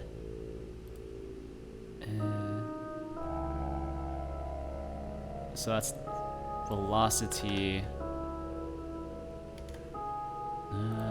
And then we modify your velocity after the fact, right? Velocity is equal to velocity times speed, like so. Which is why setting the speed actually works. At least that's the idea, right? It's equal to current weapon. Projectile speed. We need to do source group and add collision exception with. So for the most part, this is fine. I'll brainstorm solutions for, I guess, how to make this a lot cleaner later. Projectile. Keep adding double dots. Alright, so let's get rid of this. Don't want this anymore. So weapon mount, that's fine. Projectile ref, not needed. Learn it again. We should see how that works. Probably not. No need for this anymore. Second time is a charm. Oh, once more. Oh, with feeling. It's very slow. Why is it so slow? I'm assuming it's just using base weapons. Okay. Let's do 250. That's a good speed. So for both of these scripts. Boom. It's so fast. Alright, cool. Anyways, I'm going to throw this up onto my private GitHub. If you are interested in looking at, I guess, the previous version, the previous project's code, just let me know and we'll see what I can do about open sourcing that. So let's see, git status, git add all. What is the status still, actually? Git commit. Add projectiles, add gun assets. That's pretty much it, right? I think that's all I did today. It's always a good habit to be good with your Git strategy. It's a good habit to get into, I should say. You know, just in case you forget. Right, because you never want to lose your work. Always back up your work. I don't actually back up my work onto a physical drive, I just use GitHub as my backup. Because as something I've learned before is that I think these larger websites are actually less likely to fail than whatever I have. Strangely enough, right? Because they have once you push your data to them, they have it backed up across many, many servers. Only downside is that someone is, has access to your data. They're probably not going to access it, but even if you have like a catastrophic loss and you lose all your hard drives in your house and whatever, if you have it stored with someone else, then you always have that data, more or less. Unless that company goes out of business, but GitHub, Microsoft, probably not going to go out of business anytime soon. Anyways, thanks for tuning in. Appreciate you all tuning in to watch me kind of bumble around for a little while. Made some progress, made some assets mostly, and then kind of threw together some really gross projectile logic. I was hoping I would write something a bit better, but as it turns out, it just turned into spaghetti once again. Yeah, I will be streaming on Sunday from 7 to 10 p.m. Eastern Time. Working on something, maybe I'll be working on my face tracker again. Because I am getting pretty close to like a 1.0 style release. I just need to fix a lot of bugs at this point, since a lot of the VRM stuff has been updated. And yeah, you find all my code on GitHub, or at least most of my code on GitHub. Peep the socials, join the Discord. I have a bot that you can play with, I guess. I still need to port it over to Twitch chat. Follow me on Twitter, give my stuff stars on GitHub, yada yada yada. And yeah, I will see you later. I can't click on my thing on OBS. Give me 1 second. Alright, goodbye.